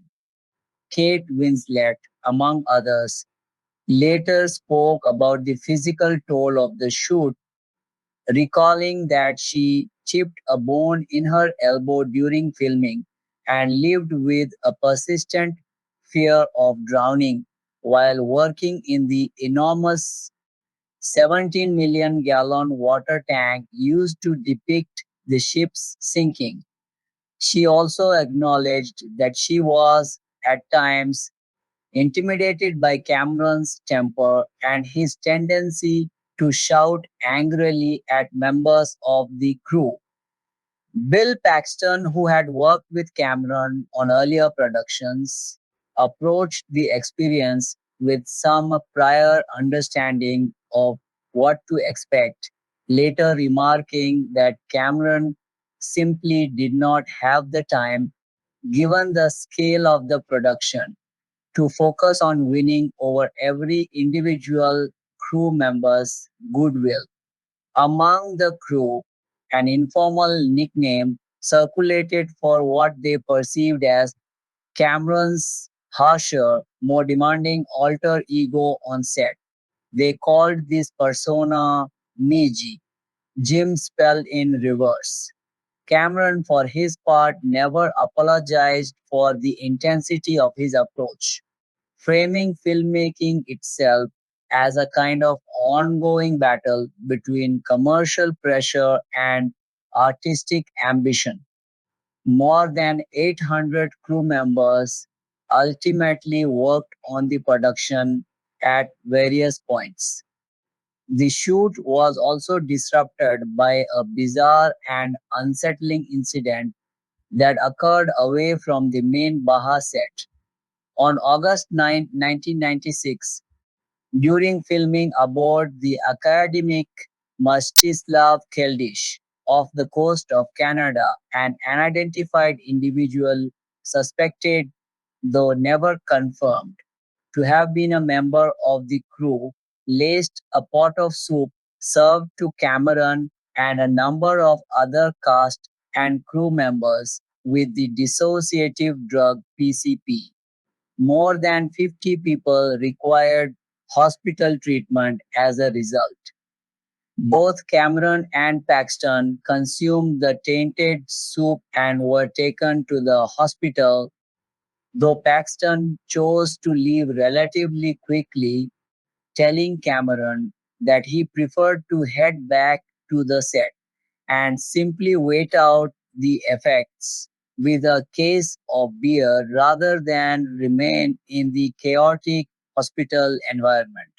Actor Louis Abernathy, who was present, later described a scene of disorientation among those affected, with people rolling around and reporting hallucinatory streaks and psychedelic visual disturbances. Abernathy recounted his shock at Cameron's appearance as the drug took hold, describing one of his eyes as having turned entirely red with no visible iris, evoking the appearance of a damaged robotic eye, while the other looked as though he had been inhaling solvents for years. Cameron himself vomited before the drug's effects fully set in, which may have limited his exposure somewhat. Nova Scotia's health department subsequently confirmed on August 27 that the soup had indeed contained PCP, and the Halifax Regional Police Service opened a criminal investigation into the poisoning the following day. That investigation was ultimately closed without resolution in February 1999, although Cameron speculated that a recently fired crew member might have been responsible. The culprit was never identified or apprehended. What had originally been planned as a 138-day filming schedule stretched considerably longer, eventually reaching 160 days by the time principal photography officially wrapped on March 23, 1997. The extended hours spent working in and around a cold water took a physical toll on many members of the cast, a number of whom, including Winslet, came down with colds, flu, or kidney infections over the course of the shoot. The experience left Winslet sufficiently wary that she resolved she would not work with Cameron again unless the compensation made it clearly worthwhile to her. Several other cast and crew members departed the production before it concluded, and three stunt performers suffered broken bones during the more physically demanding sequences. Following an investigation prompted by these injuries, the Screen Actors Guild concluded that there was nothing inherently unsafe about how the set itself was run. DiCaprio, for his part, later said that at no point during filming did he feel that he was in any genuine danger. Cameron remained unapologetic about the demands he placed on cast and crew throughout. describing his approach as reflecting the scale of the logistical challenge involved in safely managing thousands of extras and an enormously complex production, and arguing that a fairly strict methodology was simply a practical necessity when coordinating so many people at once. The financial cost of the production climbed steadily as filming progressed, eventually reaching a total of roughly $200 million. At the time, this made Titanic the most expensive film ever produced, working out to something in the neighborhood of $1 million for every minute of the finished film's screen time. As costs mounted, executives at Fox grew increasingly anxious and pushed for the film's 3 hour running time to be trimmed by as much as an hour, reasoning that a shorter runtime would allow theaters to schedule more showings per day and thereby generate more revenue. Even though historically longer epic films had tended to perform well during award season, Cameron flatly refused to make such cuts, telling the studio in blunt terms that removing him from the project would be the only way to force the changes they wanted, and that doing so would effectively require ending his involvement altogether. Faced with a production too far along and too expensive to simply abandon or hand off to another director, the studio ultimately backed down from its demand for cuts. In an effort to ease the financial pressure on the studios, Cameron voluntarily offered to forfeit his own financial stake in the project. The executives initially waved off this offer as a symbolic gesture unlikely to matter much since they doubted the film would turn a meaningful profit in any case. But they eventually accepted his proposal to give up both his $8 million directing salary and his contractual share of the film's initial gross profits. Reflecting later on the episode, Cameron drew a comparison to his two previous major productions, noting that while Terminator 2, Judgment Day, and True Lies had each seen their budgets grow by only 7 or 8% over their original estimates, Titanic's budget, already substantial at the outset, increased by a considerably larger margin, and that as the person ultimately responsible for the studio's financial exposure, he felt it appropriate to ease that burden where he could.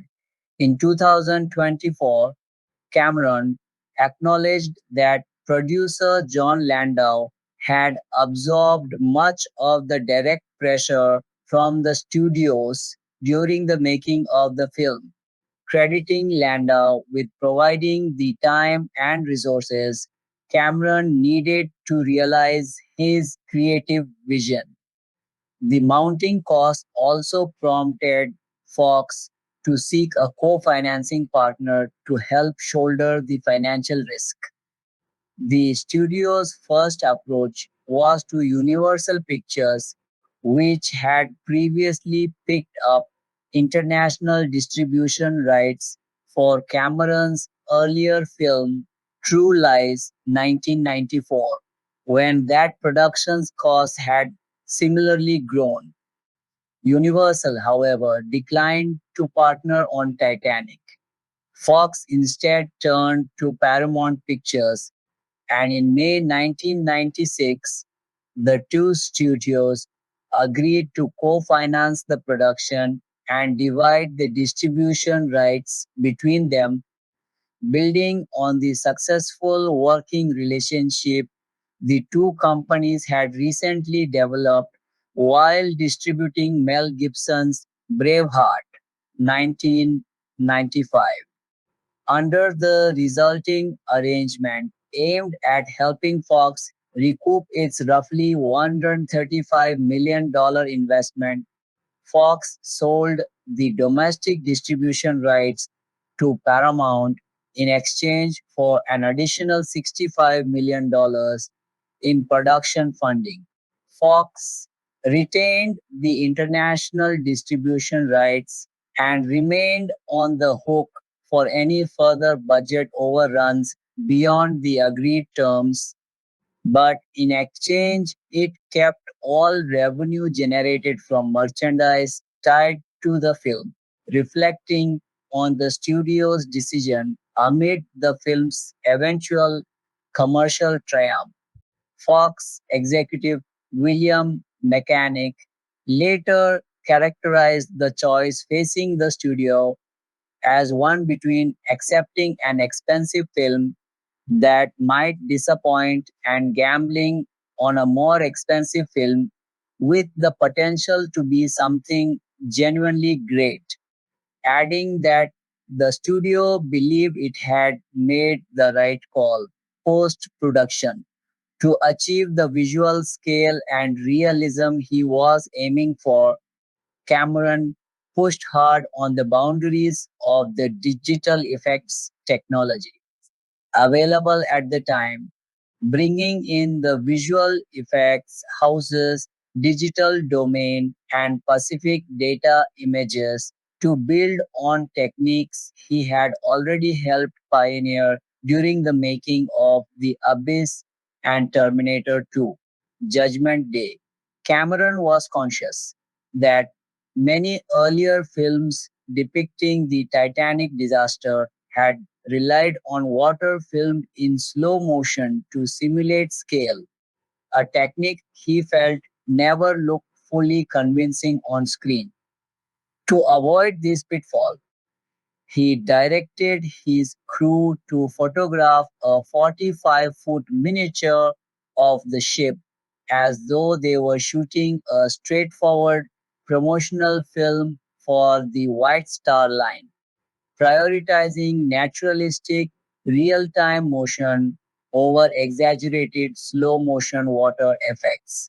Digitally generated water and smoke were layered onto this footage afterward, along with digital crowds of passengers captured through motion capture technology.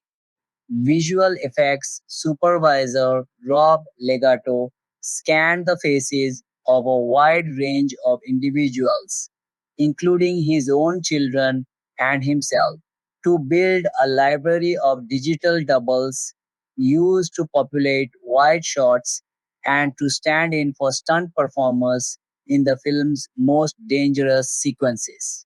A separate 65-foot miniature of the ship's stern section was built specifically so that it could be repeatedly broken into on camera, making it the only miniature in the production actually used in water.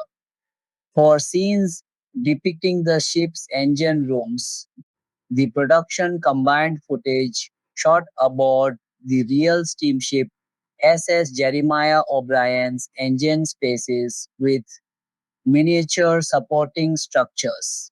Compositing actors filmed against green screen into the resulting footage. To economize where possible, the ornate first class lounge was realized as a miniature set incorporated into a green screen backdrop positioned behind the live actors rather than being built at full scale. The same miniature was later deliberately crushed on camera to depict the destruction of the room during the sinking, while a separate scale model of a first class corridor was flooded with pressurized water jets as the camera pulled back, to reveal the devastation. For the sequences depicting the ship's interior flooding, the production built an enclosed tank holding roughly 5 million US gallons of water, engineered so that entire practical sets could be tilted directly into the water as needed. To depict the flooding of the Grand Staircase specifically, the crew released 90,000 gallons of water onto the set as it was simultaneously lowered into the tank. The force of the resulting waterfall proved unexpectedly powerful, tearing the staircase structure loose from its steel reinforced foundations. Though fortunately no one was injured in the incident. The full 744-foot exterior reconstruction of the ship posed its own challenge when it came time to submerge it, because it represented the heaviest single element of the production. Lowering it into the tank caused it to act almost like a shock absorber against the surrounding water. To get the massive structure properly into the water, Cameron had much of the set emptied out beforehand and personally took part in smashing some of the promenade windows to help the process along. Once the dining saloon set had been fully submerged, the production spanned 3 additional days, shooting the sequences depicting Lovett's remotely operated vehicle exploring the wreck in the present day framing story.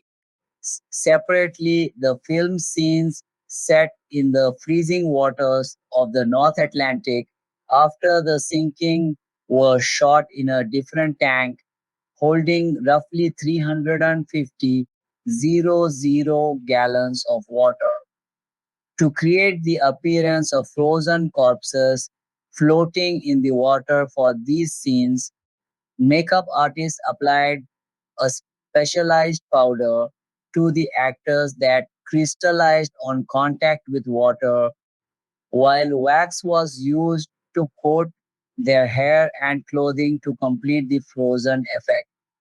The film's climactic sequence, depicting the ship's breakup immediately before its final plunge to the ocean floor, represented one of the most technically demanding portions of the entire production, involving a tilting full scale set along with roughly 150 background extras and 100 stunt performers. Cameron had been openly critical of how earlier Titanic films handled this moment, feeling that they tended to depict the ship's final descent as an unrealistically graceful slide beneath the waves. He wanted his own version to capture what he believed was the true, terrifyingly chaotic nature of the event.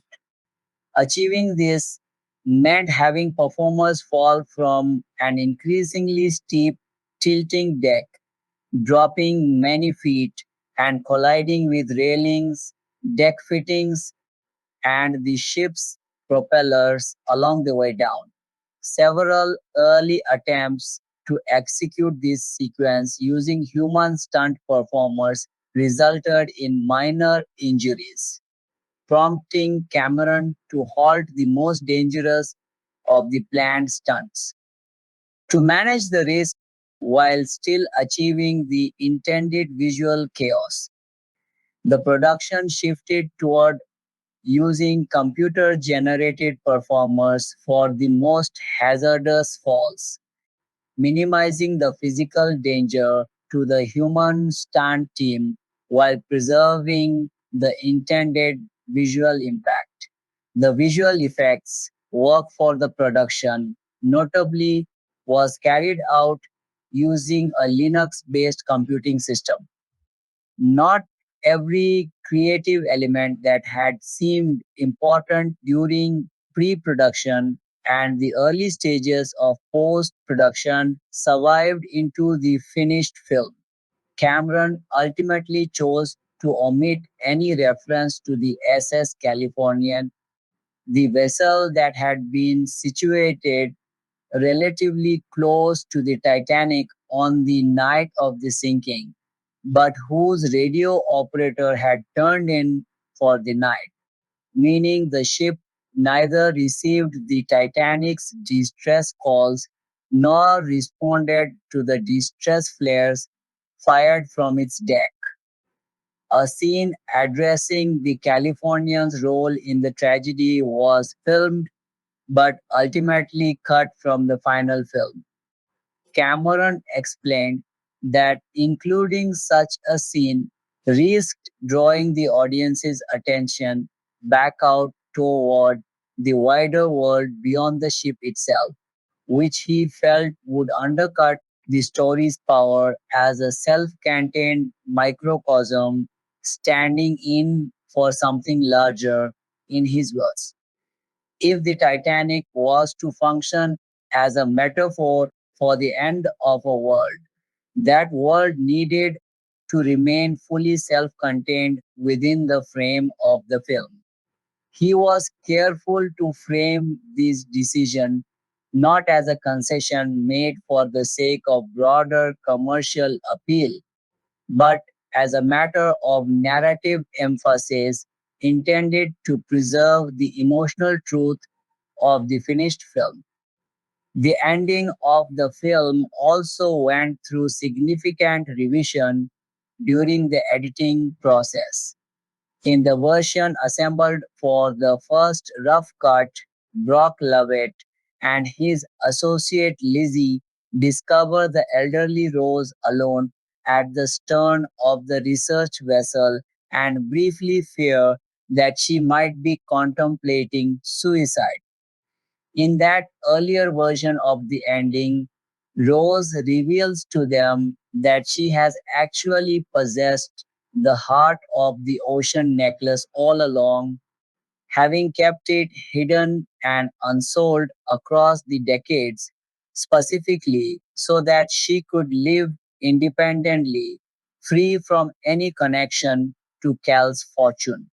She allows Lovett to briefly hold the jewel, but tells him that life itself is beyond any price before throwing the necklace into the ocean above the wreck.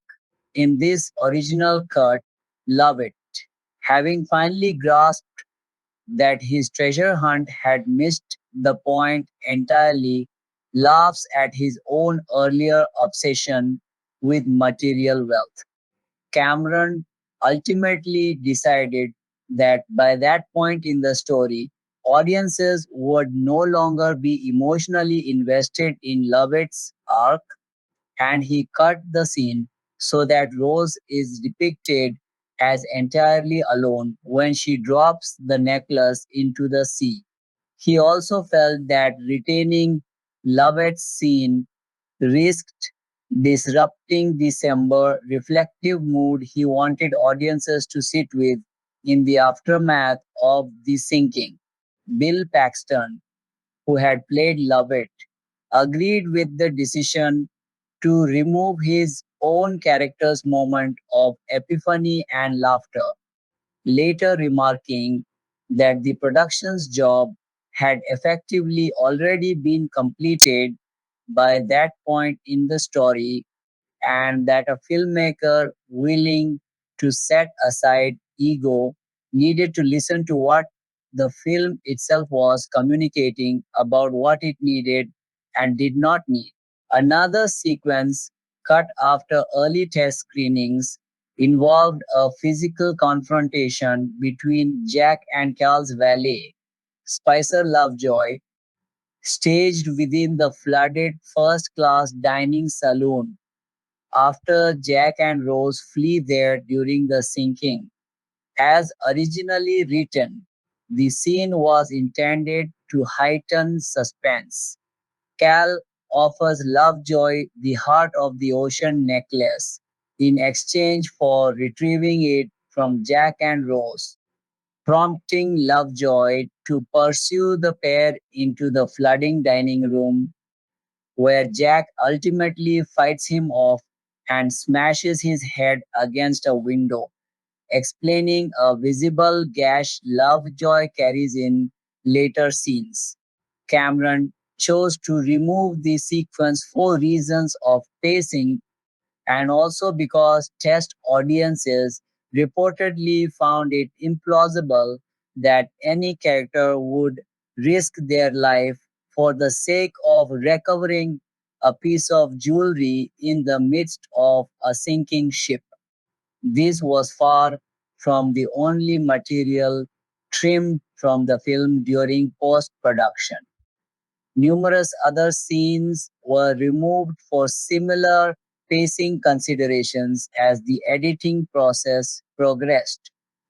Beyond the narrative editing, considerable attention during post production also went into the design of the film's central prop, the fictional heart of the ocean necklace.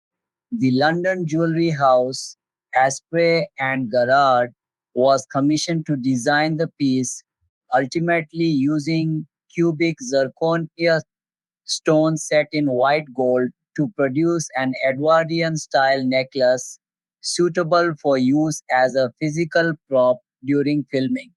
The studio had the jewelers design and produce three distinct variations on the necklace, each closely related in design but individually distinguishable, with the third of these three versions going unused during filming and not employed until sometime after the film's theatrical release.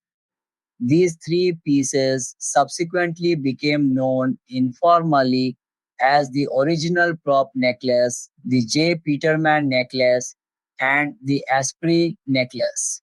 Following the film's enormous commercial success, Asprey and Garrard were separately commissioned to produce an authentic non-prop version of the Heart of the Ocean, built around the original design concept but realized in genuinely precious materials. The result was a platinum set necklace featuring a heart-shaped 171 carat Ceylon sapphire surrounded by 103 diamonds with a chain incorporating a mix of round, pear, and marquise cut white diamonds.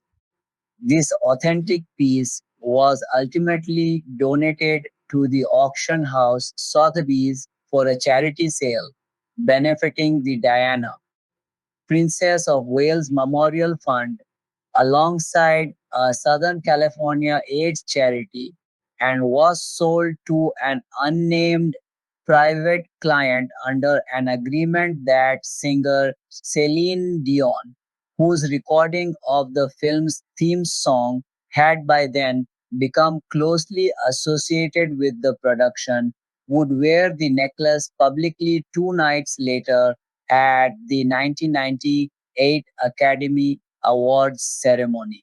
Music Cameron's own creative process while writing the Titanic screenplay was shaped in part by music. He wrote much of the script while listening to recordings by the Irish singer and composer Enya, whose atmospheric new age sound seems to have informed his sense of the film's emotional register. Cameron initially hoped Enya herself might be persuaded to compose the film's score, but she declined the invitation to take on the project. With that avenue closed, Cameron turned instead to composer James Horner, despite the fact that the two men had previously worked together on Aliens under circumstances that had left both sides frustrated and had led them to part ways professionally at the time.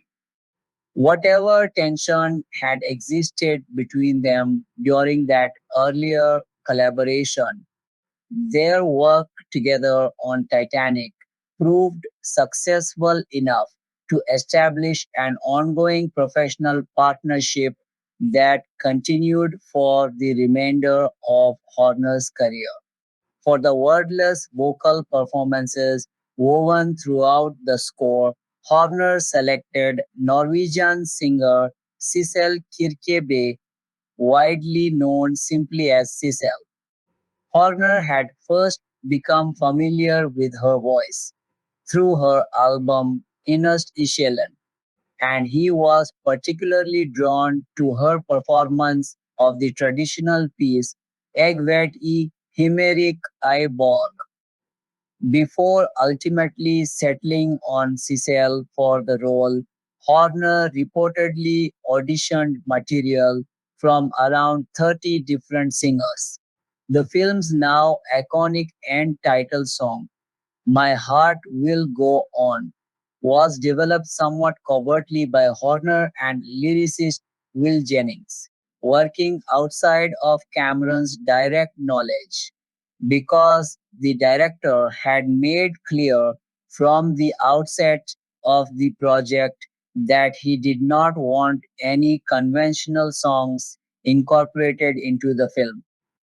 Once the song had taken shape, Celine Dion agreed to record a demo version of it, doing so partly at the encouragement of her husband and manager, Rene Angelil. Horner reportedly waited for what he judged to be the right moment before finally playing the finished song for Cameron, having gauged that timing carefully given the director's stated resistance to the idea. After hearing the song played through several times, Cameron came around to approving its inclusion in the film, though he privately worried at the time that critics might accuse him of selling out or going overly commercial by closing his historical epic with a contemporary pop ballad. Beyond his eventual creative acceptance of the song, Cameron also recognized its usefulness in reassuring the studio executives who remained anxious about the project's mounting costs, reasoning that a genuinely successful hit single drawn from the film could only help secure its completion and improve its commercial prospects. The soundtrack album built around Horner's score and Dion's single went on to become the best selling album of 1998, with total sales exceeding 27 million copies. Release theatrical distribution responsibilities for the finished film were divided between the two studios that had financed it, with Paramount Pictures handling the film's release across the domestic North American market and 20th Century Fox managing its release internationally. Both studios initially expected Cameron to deliver a completed film in time for a July 2nd, 1997 release date, positioning Titanic to take advantage of the lucrative summer blockbuster season when major studio films traditionally performed best at the box office. By April 1997, however, Cameron informed the studios that the complexity of the film's special effects work made that summer release date unworkable. In response, the studios initially considered pushing the release back only slightly to late July or the first week of August. Those plans were complicated further by outside pressure. Actor Harrison Ford, whose Indiana Jones and Jack Ryan franchises had been highly profitable for Paramount, reportedly warned the studio that he would refuse to work with them again if Titanic were released in close proximity to his own summer film, Air Force One, which was scheduled for a July 25 release. Ultimately, on May 29, 1997, Paramount announced that Titanic's release would be postponed considerably further to December 19, 1997, a date it would end up sharing with the James Bond film Tomorrow Never Dies and the family comedy Mouse Hunt. The dramatic postponement fueled widespread speculation within the industry and the press that the film was in trouble creatively, with many observers assuming the delay signaled deep production problems. Compounding this perception, several other major studios had scheduled their own tentpole summer releases for 1997, specifically hoping to capture some of the audience and box office share that summer blockbusters typically commanded, including Hercules, Face Off, The Lost World, Jurassic Park, My Best Friend's Wedding, Speed 2, Cruise Control, Con Air, Batman and Robin, Men in Black, Air Force One, and Conspiracy Theory. To help fill the gap in Paramount's own summer lineup created by Titanic's departure from the July schedule, the studio moved up the release of the science fiction horror film Event Horizon to August, positioning it as a needed summer offering in Titanic's absence. Sentiment around the film began to shift, however, after a preview screening held in Minneapolis on July 14, 1997, which was received warmly by the audience present. Favorable word of mouth from that screening began circulating online in the following weeks, gradually generating more positive press coverage ahead of the film's eventual release. Cameron was firm in his refusal to hold the film's world premiere in Los Angeles, a stance that put him at odds with Paramount, which had favored a traditional Hollywood premiere location. Fox ultimately deferred to Cameron's wishes on this point, and the film's world premiere was held instead on November 1, 1997, at the Tokyo International Film Festival. Reporting on the reaction at that Tokyo premiere, the New York Times later described the audience response as comparatively tepid. In the weeks that followed, however, positive reviews of the film began appearing in the American press. The film's Hollywood premiere eventually took place on December 14, 1997, an event at which major film stars in attendance were reported to be enthusiastically praising the film to assembled media. Titanic also received a London premiere staged as a royal film performance, an event attended by Prince Charles. Home media Titanic made its home video debut on September 1, 1998, released worldwide in both widescreen and pan and scan formats on VHS. Because of the film's substantial running time, this initial VHS release was split across two separate cassettes to accommodate the full film.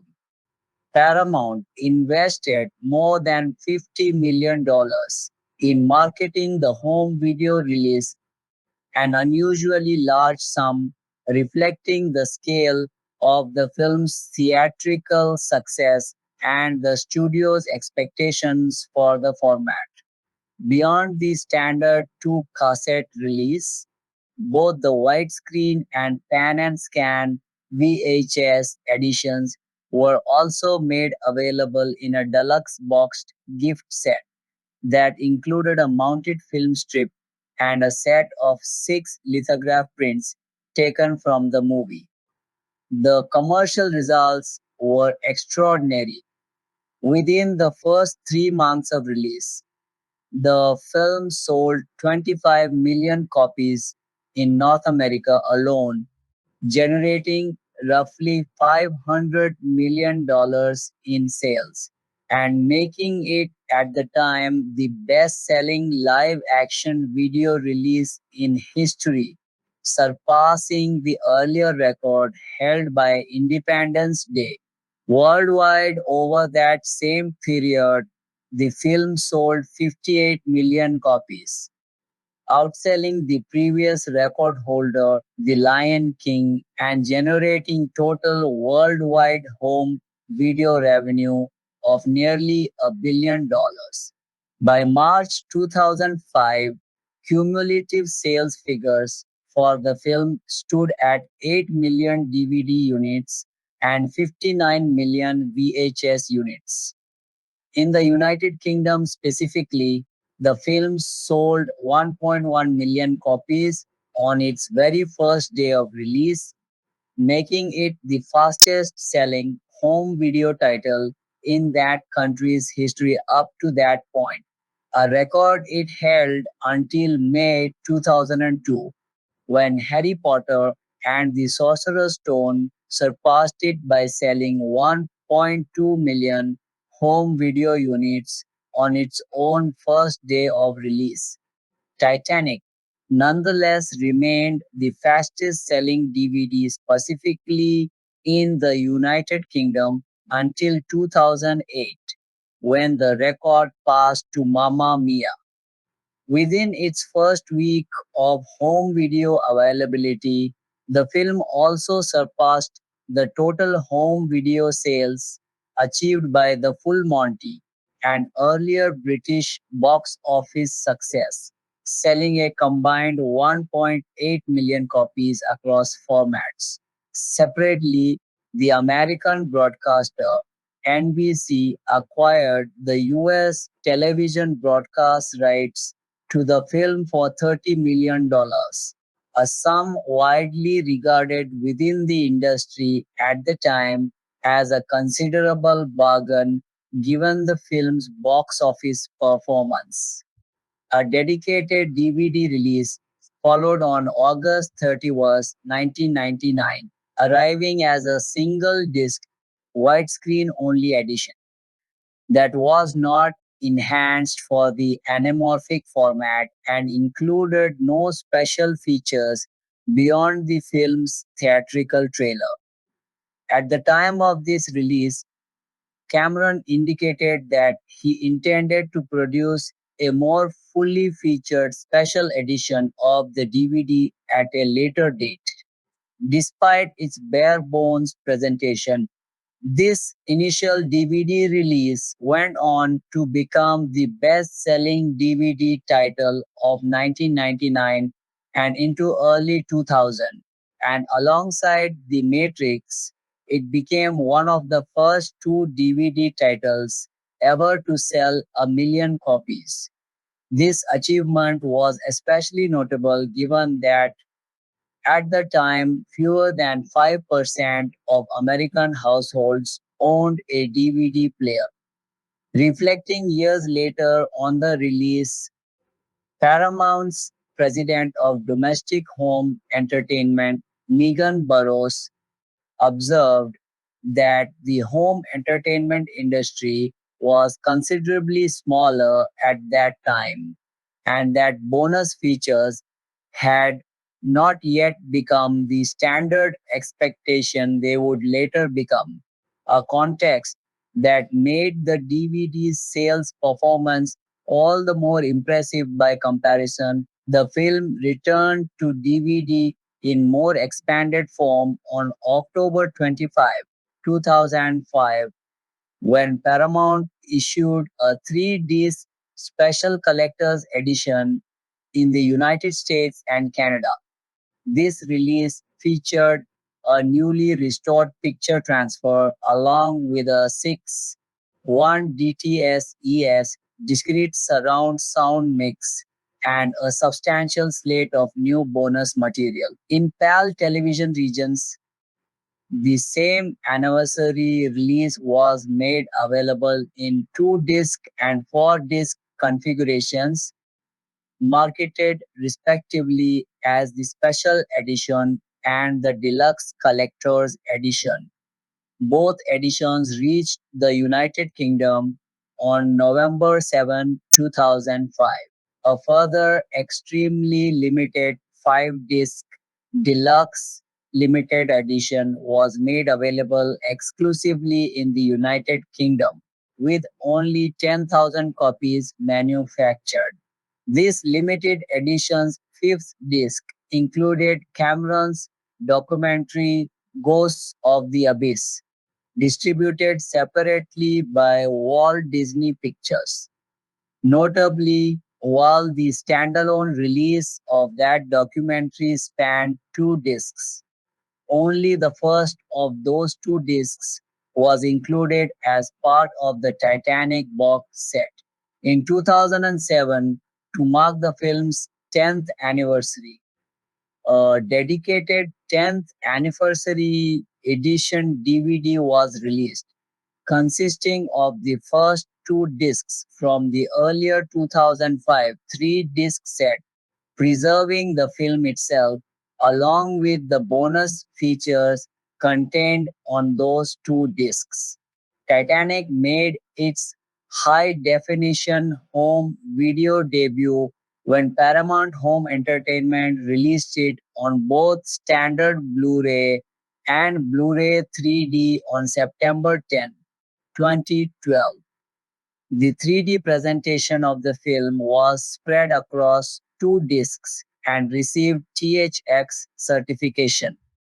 A further disc of special features accompanying this release carried over much of the bonus material originally included on the 2005 Special Collector's Edition DVD, while also adding 2 newly produced documentaries titled Reflections on Titanic and Titanic: The Final Word with James Cameron.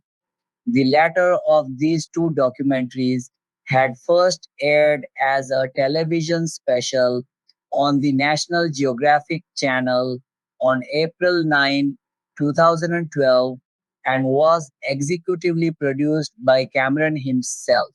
More than a decade later, a 4K Ultra HD release of the film arrived on December 5, 2023, made available on both digital platforms and physical Ultra HD Blu ray disc.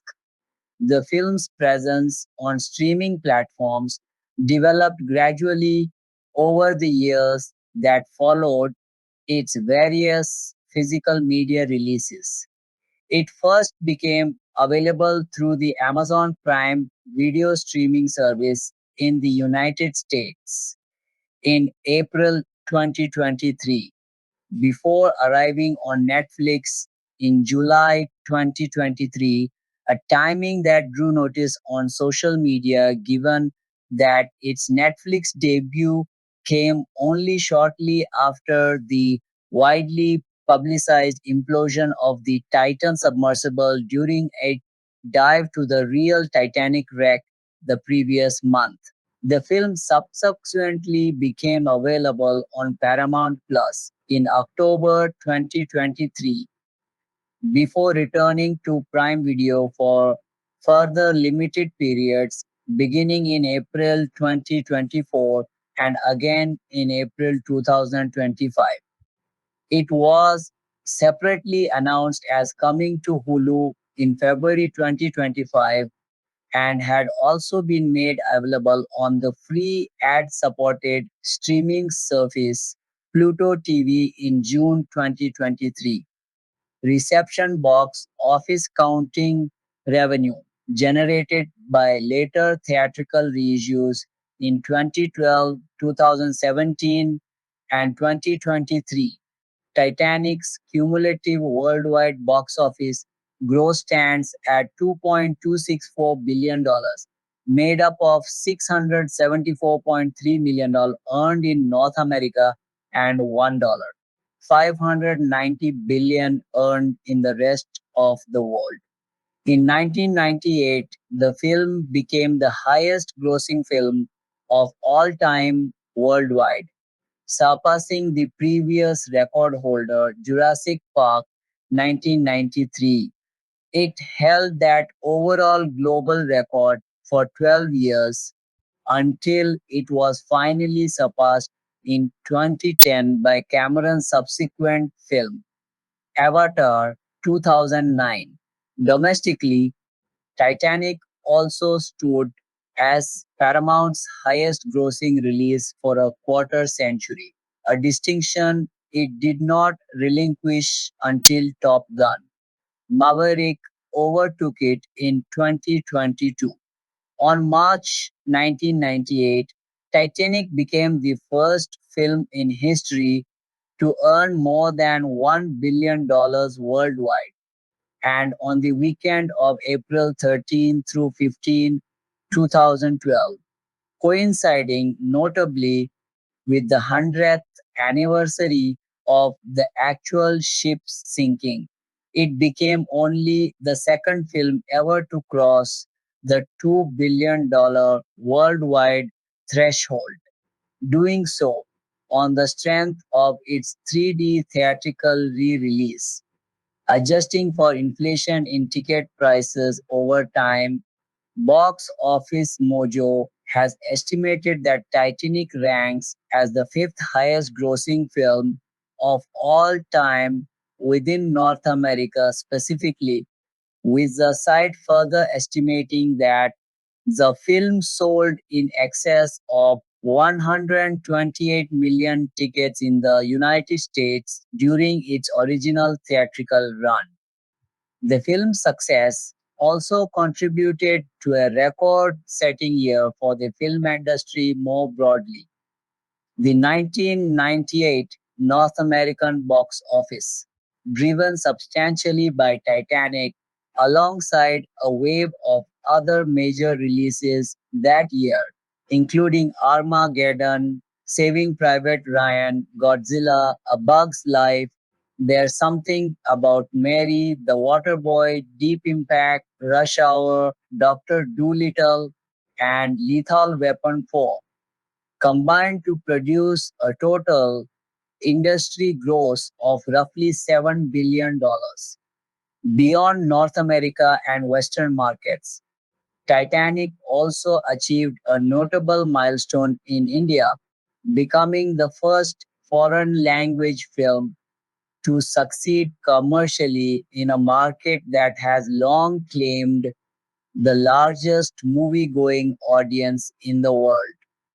One analysis published by the Hindustan Times attributed this success in part to thematic and structural similarities between Titanic and the conventions of mainstream Bollywood cinema. Titanic's theatrical run began strongly and only grew from there.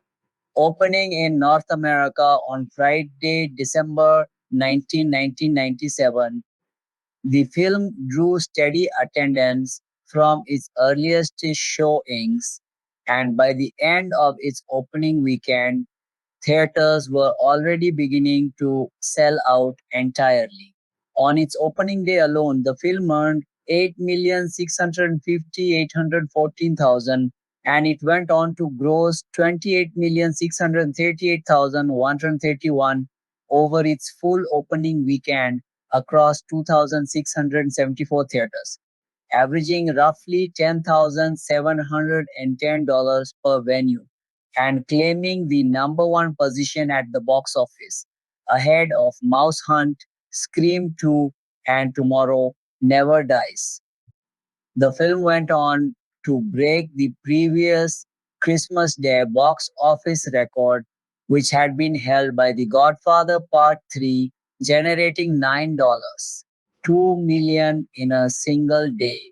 In its second weekend of release, the film earned $35.6 million, setting a new record for the biggest December weekend gross and displacing Scream 2 from that position.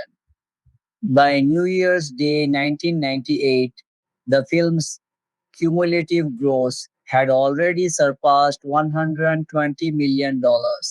And rather than showing the typical signs of decline after its opening weeks, the film's popularity continued to build, with theaters continuing to sell out on a regular basis. In just 44 days, Titanic became the fastest film in history to reach the $300 million mark at the domestic box office, surpassing the previous record held by Jurassic Park, which had taken 67 days to reach the same milestone. Titanic held this particular speed record until 1999, when it was overtaken by Star Wars. Episode I: The Phantom Menace. The film additionally reached the $400 million domestic mark within 66 days of release, another record setting pace at the time, one later matched by Spider Man in 2002 before both films were eventually surpassed by Shrek 2 in 2004. The single highest grossing day of Titanic's entire theatrical run came more than 8 weeks after its initial North American release on Saturday, February 14, 1998, Valentine's Day, when the film earned 13,048,701 in a single day. On March 14, 1998, the film surpassed the original Star Wars 1977 to become the highest grossing film ever released in North America up to that point. Remarkably, Titanic remained the number one film at the North American box office for 15 consecutive weeks, a run that set a new record for consecutive weeks at the top of the charts, surpassing the previous record shared by Tootsie and Beverly Hills Cop. The film's hold on the top spot finally ended in April 1998, when it was displaced by the release of Lost in Space. Even after losing the top box office position, Titanic continued to play in North American theaters for nearly 10 additional months, finally closing out its domestic theatrical run on Thursday, October 1998, with a final domestic gross of $600,788, 188, a figure equivalent to roughly $1.205 billion when adjusted for inflation to 2025 dollars. Outside North America, the film's performance was even stronger in absolute terms, generating 1,242,413,080 internationally, roughly double its North American total, for a combined worldwide gross of 1,843,201,268 from its original theatrical release alone, before any of the later reissues were factored in. Prior to its release, expectations within the film industry ran sharply in the opposite direction from how the film would ultimately perform. Numerous critics and industry observers predicted that Titanic would prove to be a major commercial failure, a judgment fueled in large part by its status as the most expensive film ever produced at the time. When the film was first shown to members of the press in late 1997, the screenings reportedly took place under what one account described as massive forebodings, with the studio personnel responsible for organizing the screenings genuinely believing they might lose their jobs over what was widely regarded within the industry as a costly high risk production that had required two separate studios to jointly shoulder the financial burden of completing it. Cameron himself later acknowledged that he too believed at points during filming that the project was headed toward disaster, recalling that the production team spent its final 6 months of work operating under what felt like a near certainty that the studio would end up losing roughly $100 million on the film. As the release date approached, criticism of Cameron personally intensified, with commentators characterizing the mounting hostility toward him as driven by perceptions of arrogance and extravagant overreach on his part. One review published in the Los Angeles Times went so far as to argue that Cameron's own excessive pride had very nearly sunk the entire project, dismissing the film itself as a tired, wholly unoriginal rehash of old Hollywood romantic conventions. Once the film actually reached audiences, however, its commercial trajectory defied virtually every one of these pre release predictions.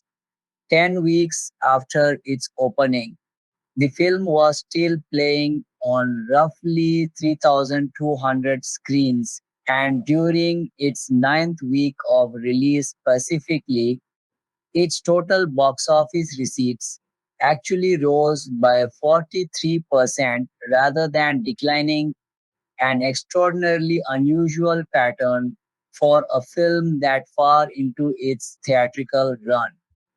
The film earned more than $20 million during each of its first 10 weekends in release, and even after 14 weeks in theaters, it was still generating more than $1 million in revenue on ordinary weekdays. By the film's fifth week of release, 20th Century Fox estimated that roughly 7% of American teenage girls had already seen the film at least twice, while the phenomenon of young women returning repeatedly to see the film, a trend that came to be popularly labeled Leomania in reference to the intense fan enthusiasm surrounding DiCaprio, was often credited in the press as the primary driver behind the film's record breaking box office run. Other analyses attributed the film's sustained success more broadly to strong positive word of mouth and repeat viewership driven by the combined appeal of its romantic story and its groundbreaking visual effects work. The Hollywood Reporter later estimated that after factoring in a combined production and marketing cost of $487 million, the film ultimately generated a net profit of roughly $1.4 billion, a figure the publication suggested could reach as much as $4 billion in modern terms once various ancillary revenue sources were taken into account. The film's box office phenomenon extended in a particularly notable way to male viewers, a demographic dynamic that received considerable media attention at the time and afterward. Titanic came to be counted among the relatively small number of films widely regarded as capable of reliably moving male audiences to tears, with commentary from outlets such as MSNBC's suggesting that men were drawn emotionally to Jack's spirit of adventure and to the determined, ambitious way he pursues Rose, factors that were seen as fostering a strong emotional identification between male viewers and the character. This particular aspect of the film's cultural footprint was later referenced in parodic form in the 2009 film Zombieland, in which a character recalling the death of his young son remarks that he had not cried that hard since watching Titanic. Writing about the film's legacy for The Atlantic, critic Scott Meslow observed that despite Titanic's evident commercial triumph, the film's detractors have often dismissed it as being aimed primarily at teenage girls, a framing he argued fails to account for the film's broader achievement in appealing to essentially every demographic, teenage boys included. Maslow noted that survey data showing the film rated highly among males under 18, comparable to ratings for films more explicitly marketed toward that demographic, such as Iron Man, sits in tension with a persistent cultural tendency among boys and men to publicly deny enjoying the film. He acknowledged having gone through exactly this pattern himself as a child, rejecting the film outwardly while privately holding a genuine fondness for it. He ultimately concluded that the particular combination of elements the film brings together, its historical grounding, its central romance, and its large scale action and spectacle is precisely what has made it an enduring, broadly appealing work across audiences of every age around the world, arguing that while the film may carry a reputation as a movie made for teenage girls, that reputation does not accurately capture or limit its actual appeal. The film's dialogue also became a significant part of its cultural staying power. The line, "I am the king of the world," delivered by DiCaprio's character early in the film, became one of the most widely recognized and frequently repeated quotations in modern film history. Richard Harris, a psychology professor at Kansas State University, who has studied the social function of quoting films in everyday conversation, offered an explanation for this broader phenomenon, suggesting that citing memorable film lines in social settings serves a purpose similar to telling a joke, functioning as a way for people to build a sense of solidarity and shared understanding with those around them, and as a way for people to feel good about themselves while making others laugh. Cameron himself offered his own explanation for why the film achieved the level of commercial success it did, framing it primarily as a function of the powerful desire moviegoers felt to share the experience with others once they had seen it, describing how audience members who found the experience of watching the film in a theater to be especially powerful would actively seek out friends to bring along, wanting to be the one who introduced someone they cared about to something they considered worth having in their life. This dynamic was borne out in the film's unusually high repeat viewership figures. Whereas the typical blockbuster theatrical release might expect a repeat viewing rate of around 5% among its audience, Titanic's repeat viewing rate reportedly exceeded 20%. The scale of the film's box office achievement becomes still more notable when considered alongside a structural handicap the film faced compared to shorter films. Because of its 3 hour and 14-minute running time, theaters were generally only able to schedule three showings of the film per day rather than the four showings typical for an ordinary feature length release. In response to this constraint, many theaters began offering midnight showings of the film, which were consistently rewarded with full houses running until nearly 3:30 in the morning. Titanic's 12-year hold on the record for the highest grossing film of all time eventually ended when Cameron's own subsequent film, Avatar, emerged as the first release widely considered to have a realistic chance of surpassing it, a feat Avatar went on to achieve in 2010.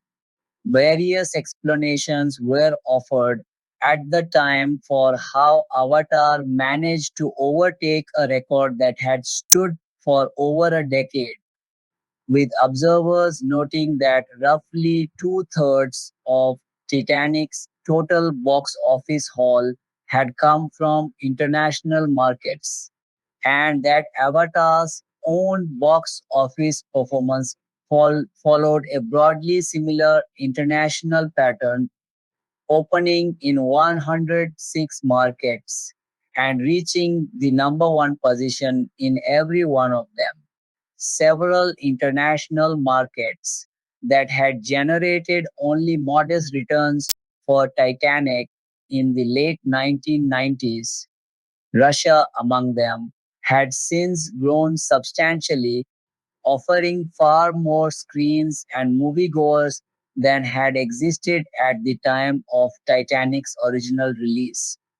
Brandon Gray, president of Box Office Mojo, suggested at the time that while Avatar appeared likely to eventually surpass Titanic's revenue figures, it was unlikely to match Titanic's total ticket sale attendance, noting that average ticket prices had been roughly $3 cheaper during the late 1990s than they were by the time of Avatar's release. Cameron's own public assessment of the situation shifted over time as well. In December 2009, before Avatar's box office trajectory had become clear, he expressed skepticism that any film could realistically dethrone Titanic, suggesting that Titanic had struck some kind of singular cultural chord that would be difficult to replicate.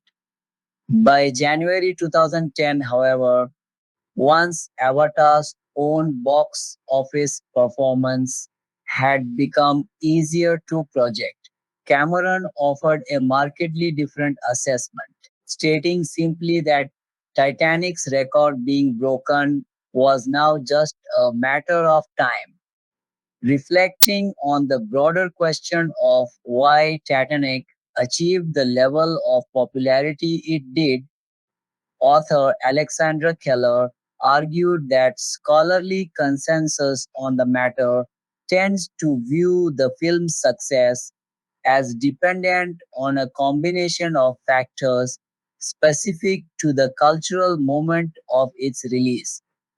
Contemporary attitudes toward history, patterns of consumer culture and globalization during the 1990s and the more conventional expectations audiences of that decade brought to major blockbuster film events, including spectacular visual scale and large scale action, combined more unusually in this case with genuinely engaging characters and epic dramatic storytelling.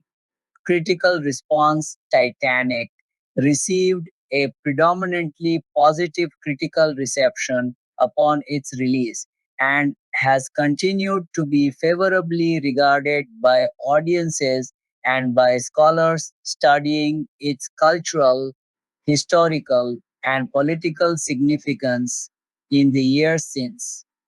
On the review aggregation site Rotten Tomatoes, the film holds an approval rating of 88% based on 255 collected reviews, with an average score of 8.1 out of 10.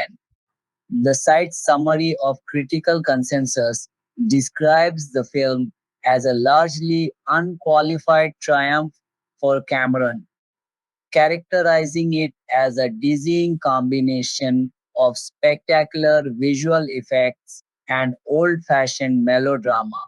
On Metacritic, which aggregates and weights scores from a smaller pool of prominent critics, the film holds a weighted average score of 75 out of 100 based on 35 reviews, corresponding to the site's generally favorable reviews designation. Audiences surveyed by CinemaScore during the film's theatrical run awarded it a rare A+ grade, placing it among fewer than 60 films to achieve that top score across the polling service's history between 1982 and 2011.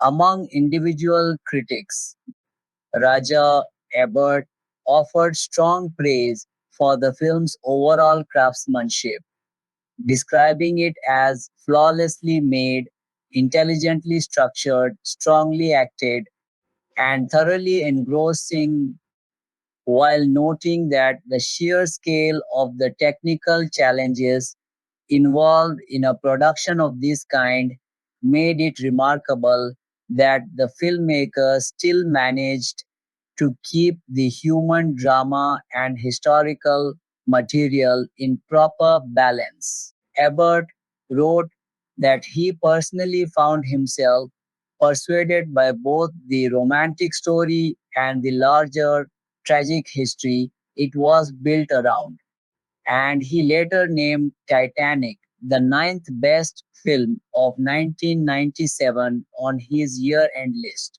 On the television program Siskel and Ebert, the film received a two thumbs up rating from both critics, who singled out the film's fidelity in recreating the ship's sinking for particular praise. Ebert described the finished film as a glorious Hollywood epic worth the long wait for its release, while his co-host Gene Siskel praised DiCaprio's performance as captivating.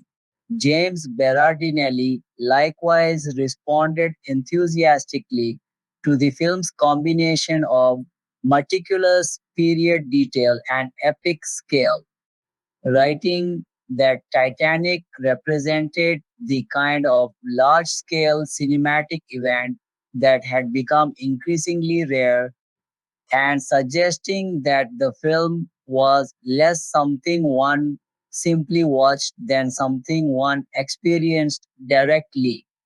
Berardinelli placed it as the second best film of 1997 on his own year end list. Writing for Box Office magazine, critic Joseph McBride argued that describing Titanic merely as the greatest disaster film ever made actually understated its accomplishment, characterizing Cameron's recreation of the 1912 sinking as one of the most magnificent examples of serious, large scale popular entertainment to come out of Hollywood.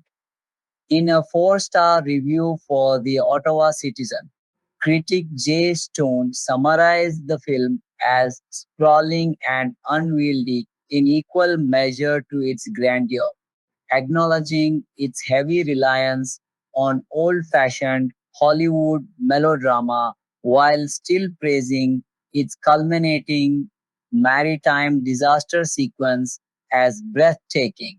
The film's romantic and emotional dimensions drew similarly enthusiastic responses from a number of critics. Andrew L. Urban of Urban Cinephile suggested that audiences would leave the theater talking not about the film's budget or its length, but about its enormous emotional power, comparing its impact to the scale of the ship's own massive engines and its lasting effect to the durability of the love story at its center. Owen Gleiberman, reviewing the film for Entertainment Weekly, described it as a lush and unsettling spectacle centered on romantic loss, praising Cameron for restaging what he called the defining catastrophe of the early 20th century on a deeply personal emotional scale. Janet Maslin, writing for the New York Times, drew a direct comparison to a much earlier Hollywood epic, suggesting that Titanic was the first film spectacle in decades genuinely worthy of comparison to Gone with the Wind. Adrian Turner, awarding the film 4 stars out of 5 for Radio Times, acknowledged that Cameron's script would likely not have sustained the attention of classic Hollywood stars like Clark Gable and Vivian Leigh across a much shorter runtime, but argued that Cameron and his cast nevertheless managed to revive an older style of studio filmmaking gloss across the film's full 3 hour length, praising in particular the way its final hour captured the sheer terror and paralyzing cold of the sinking itself. Not every critical response was positive, however, and the film also attracted a substantial body of criticism, much of it directed at its dialogue and narrative construction, even among reviewers who found its visual achievements impressive. Richard Corliss, writing for Time magazine, published a largely negative assessment of the film, criticizing what he saw as a shortage of genuinely interesting emotional content beneath its technical spectacle. Kenneth Turan's review for the Los Angeles Times was especially harsh in his judgment of Cameron's writing, arguing pointedly that whatever emotional response the film provoked in audiences had far more to do with Cameron's evident confidence in his own screenwriting abilities than with any actual accomplishment on the page. Turan later went further, suggesting that the film's eventual Academy Award success owed itself almost entirely to its box office performance rather than to any genuine artistic merit. Barbara Schulgasser, reviewing the film for the San Francisco Examiner, awarded it just 1 star out of 4, quoting a friend's observation that the frequency with which the two lead characters addressed each other directly by name throughout the script served as a telling indicator of just how limited the dialogue's ambitions were. Writing years later for the film website film critic Darlene Rowell characterized Titanic as a film that has never been a stranger to ongoing criticism in the years since its release, citing persistent complaints about its lengthy running time, jokes about whether certain secondary characters could plausibly have fit alongside Rose on the floating piece of debris that saves her life, and broader mockery of the film's melodramatic tendencies. Some of the film's most pointed detractors came from within the film industry itself. In 2002, director Robert Altman described Titanic in blunt terms as the worst piece of filmmaking he had ever encountered in his entire life. French New Wave filmmaker and former Cahiers du Cinéma editor Jacques Rivette was similarly dismissive in a 1998 interview, characterizing the film outright as garbage and directing particular criticism toward Kate Winslet's performance, which he described in harshly unflattering terms as sloppy and among the worst screen performances he had witnessed in a long time, underscoring the deeply divided nature of the film's critical reception. Titanic simultaneously topped one 2003 poll ranking the best film endings in cinema history and topped a separate poll conducted the same year by the television program Film 2003, naming it the worst movie ever made. Historian Richard Davenport Hines, in a 2012 study examining the lives of the real Titanic's passengers, offered a critical assessment of how the film handled matters of social class, arguing that Cameron's film effectively villainized wealthy Americans and educated members of the English upper class, casting their emotional restraint, refined tailoring, careful manners, and formal education in a negative light, while instead elevating poor Irish steerage passengers and less formally educated characters into the film's romantic heroes. The British film magazine Empire offers a particularly vivid illustration of how contested the film's critical standing became over time.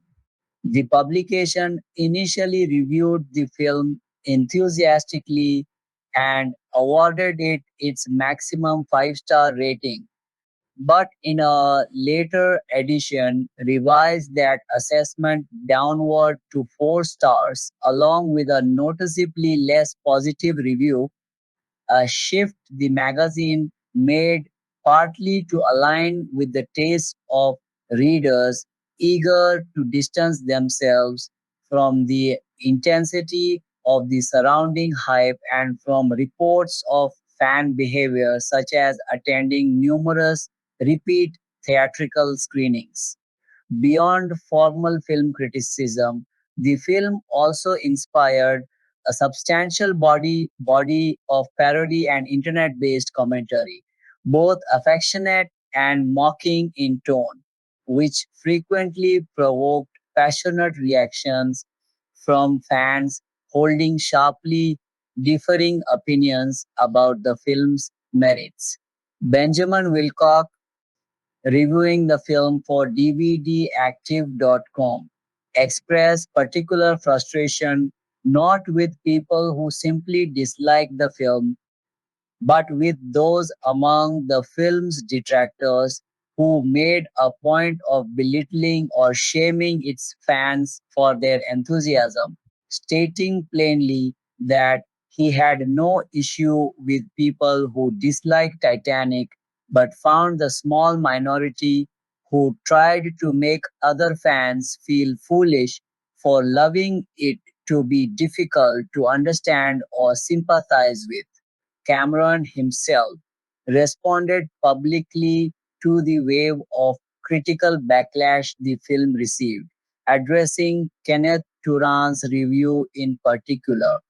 Writing in 1998, Cameron pushed back against the suggestion that the film's popularity reflected empty commercial manipulation, arguing that Titanic was not a film that lured audiences in with flashy marketing only to leave them feeling disappointed or cheated afterward. Rather, he pointed to audiences returning again and again to sit through a film running 3 hours and 14 minutes, often bringing others along specifically so they could share in the experience together. Cameron emphasized that people across an unusually wide span of ages, from as young as 8 to as old as 80, and from a wide range of backgrounds, were engaging with the film in a way he characterized as a celebration of shared human experience. He described his own approach to the script as deliberately earnest and direct, explaining that he had intentionally built the story around universal aspects of a human experience and emotion that remain timeless and immediately recognizable because they reflect fundamental shared emotional patterns. And he rejected the suggestion that this approach amounted to pandering to audiences. Addressing Turan's criticism directly, Cameron argued that the critic had mistaken the deliberate use of archetype for mere cliche and stated that he did not share the view that only scripts exploring the outer edges of human experience, or ones built around flashy, cynical, self consciously witty dialogue, deserved to be considered the best examples of screenwriting. Writing for the BBC in 2000, critic Almar Haflidason offered a retrospective assessment noting that critical hostility toward the film had begun circulating well before Cameron had even finished the production itself, driven by its rapidly escalating costs, which made it the most expensive film of the 20th century, along with a cast that, at the time of filming, notably lacked any major established stars. Haflidason observed that despite these seemingly troubling signs, the film's eventual box office performance and the warmth of its audience reception ultimately proved Cameron right and many of his early critics wrong.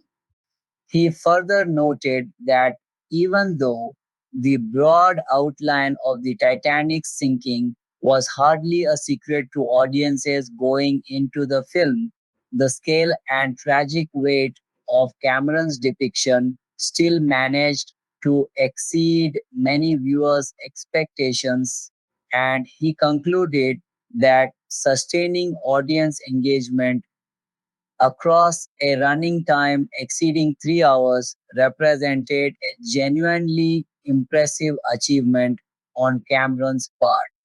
Empire magazine, which had initially lowered its rating for the film from 5 stars to 4, eventually reinstated its original 5-star assessment in a later retrospective piece, remarking that it should come as no surprise that criticizing Cameron's Titanic became fashionable at roughly the same moment it became clear the film had become in the magazine's words, the planet's favorite film of all time in 2017 on the 20th anniversary of the film's original release.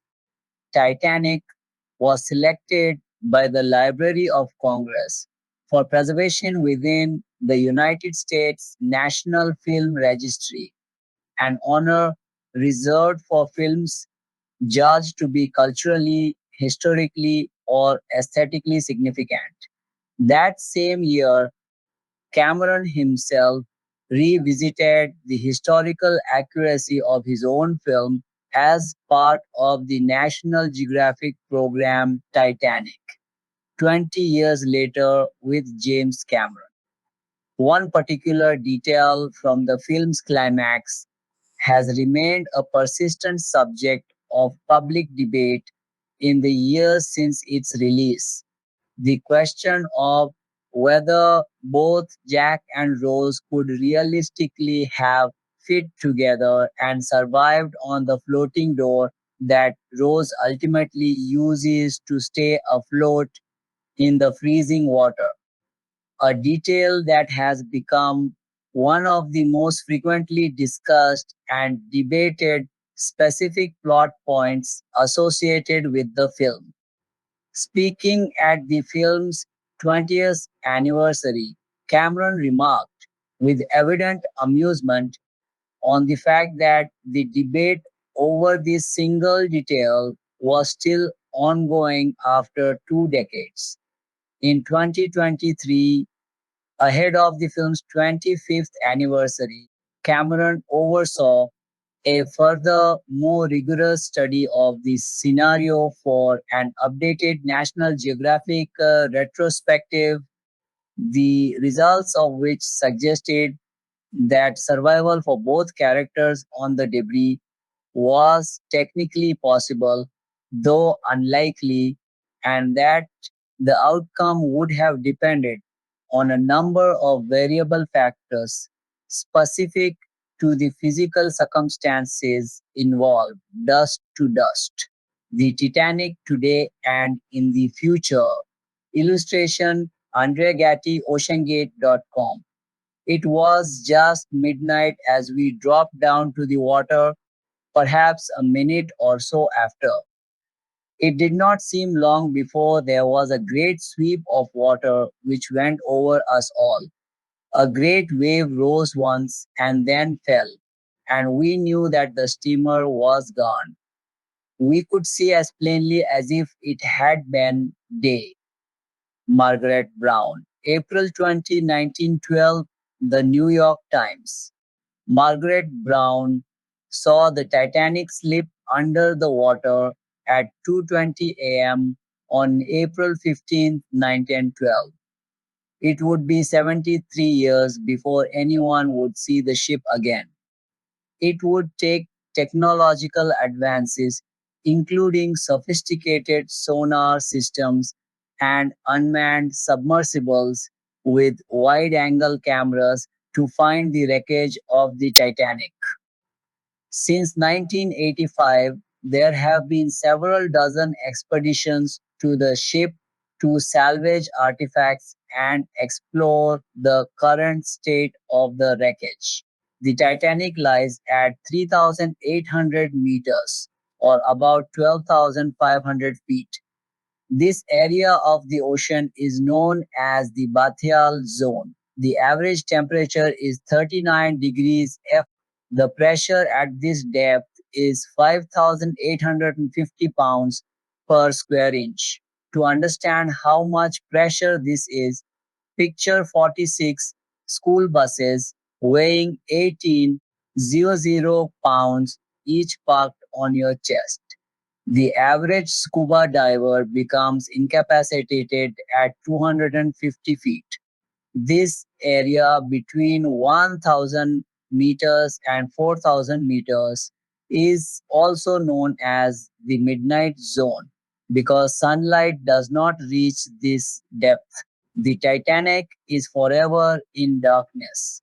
Animals who live in this zone include fish, mollusks, jellyfish, and crustaceans. The pressure and depth of this area affect the size, evolution, and lifestyle of these fish.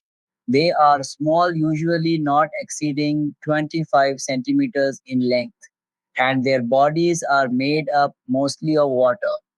Fish in this area, like the viper fish, eels, and anglerfish, are sedentary predators who lie in white or attract prey with lures. Photo of anglerfish and viperfish, both from Wikipedia. Over the course of 40 years, expeditions to the Titanic have noted the deterioration of the ship.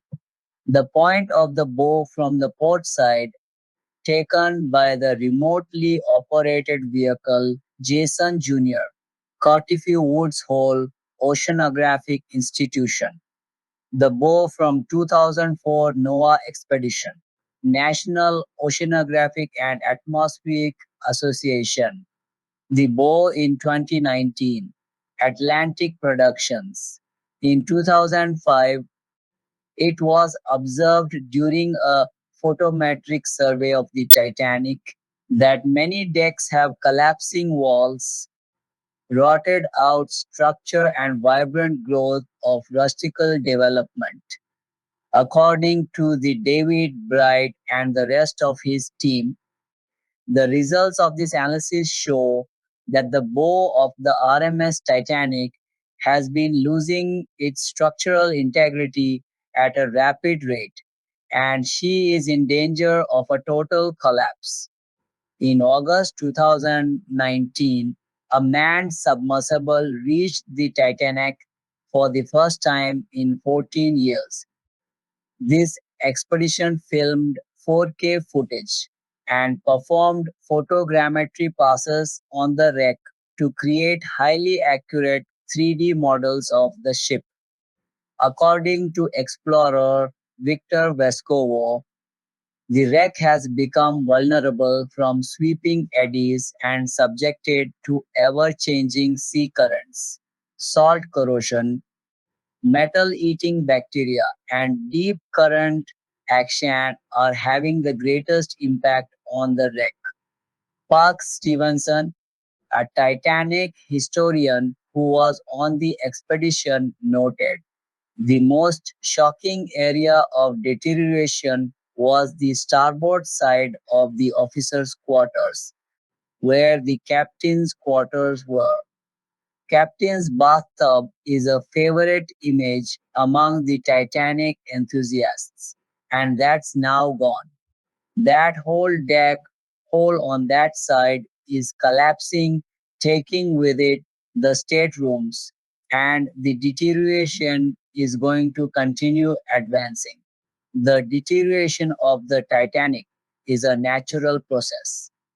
Although salinity plays a factor in the dissolving of metals, the Titanic is being dissolved by a microbe called Halomonas titanicae. This bacteria, found in deep sea environments, eats wrought iron, forming rusticles, the rust icicle like structures found on the Titanic.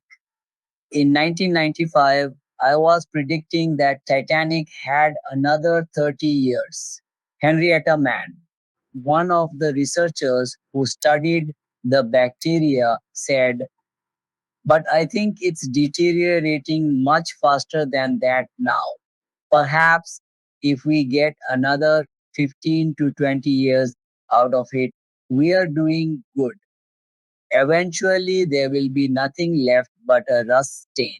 For more information about the 2019 expedition, check out First Dive to Titanic in 14 Years shows. Wreck is deteriorating from BNO News. https www youtube.com that cost O0VX WI2T N3 UN feature M blogger Atlantic Productions.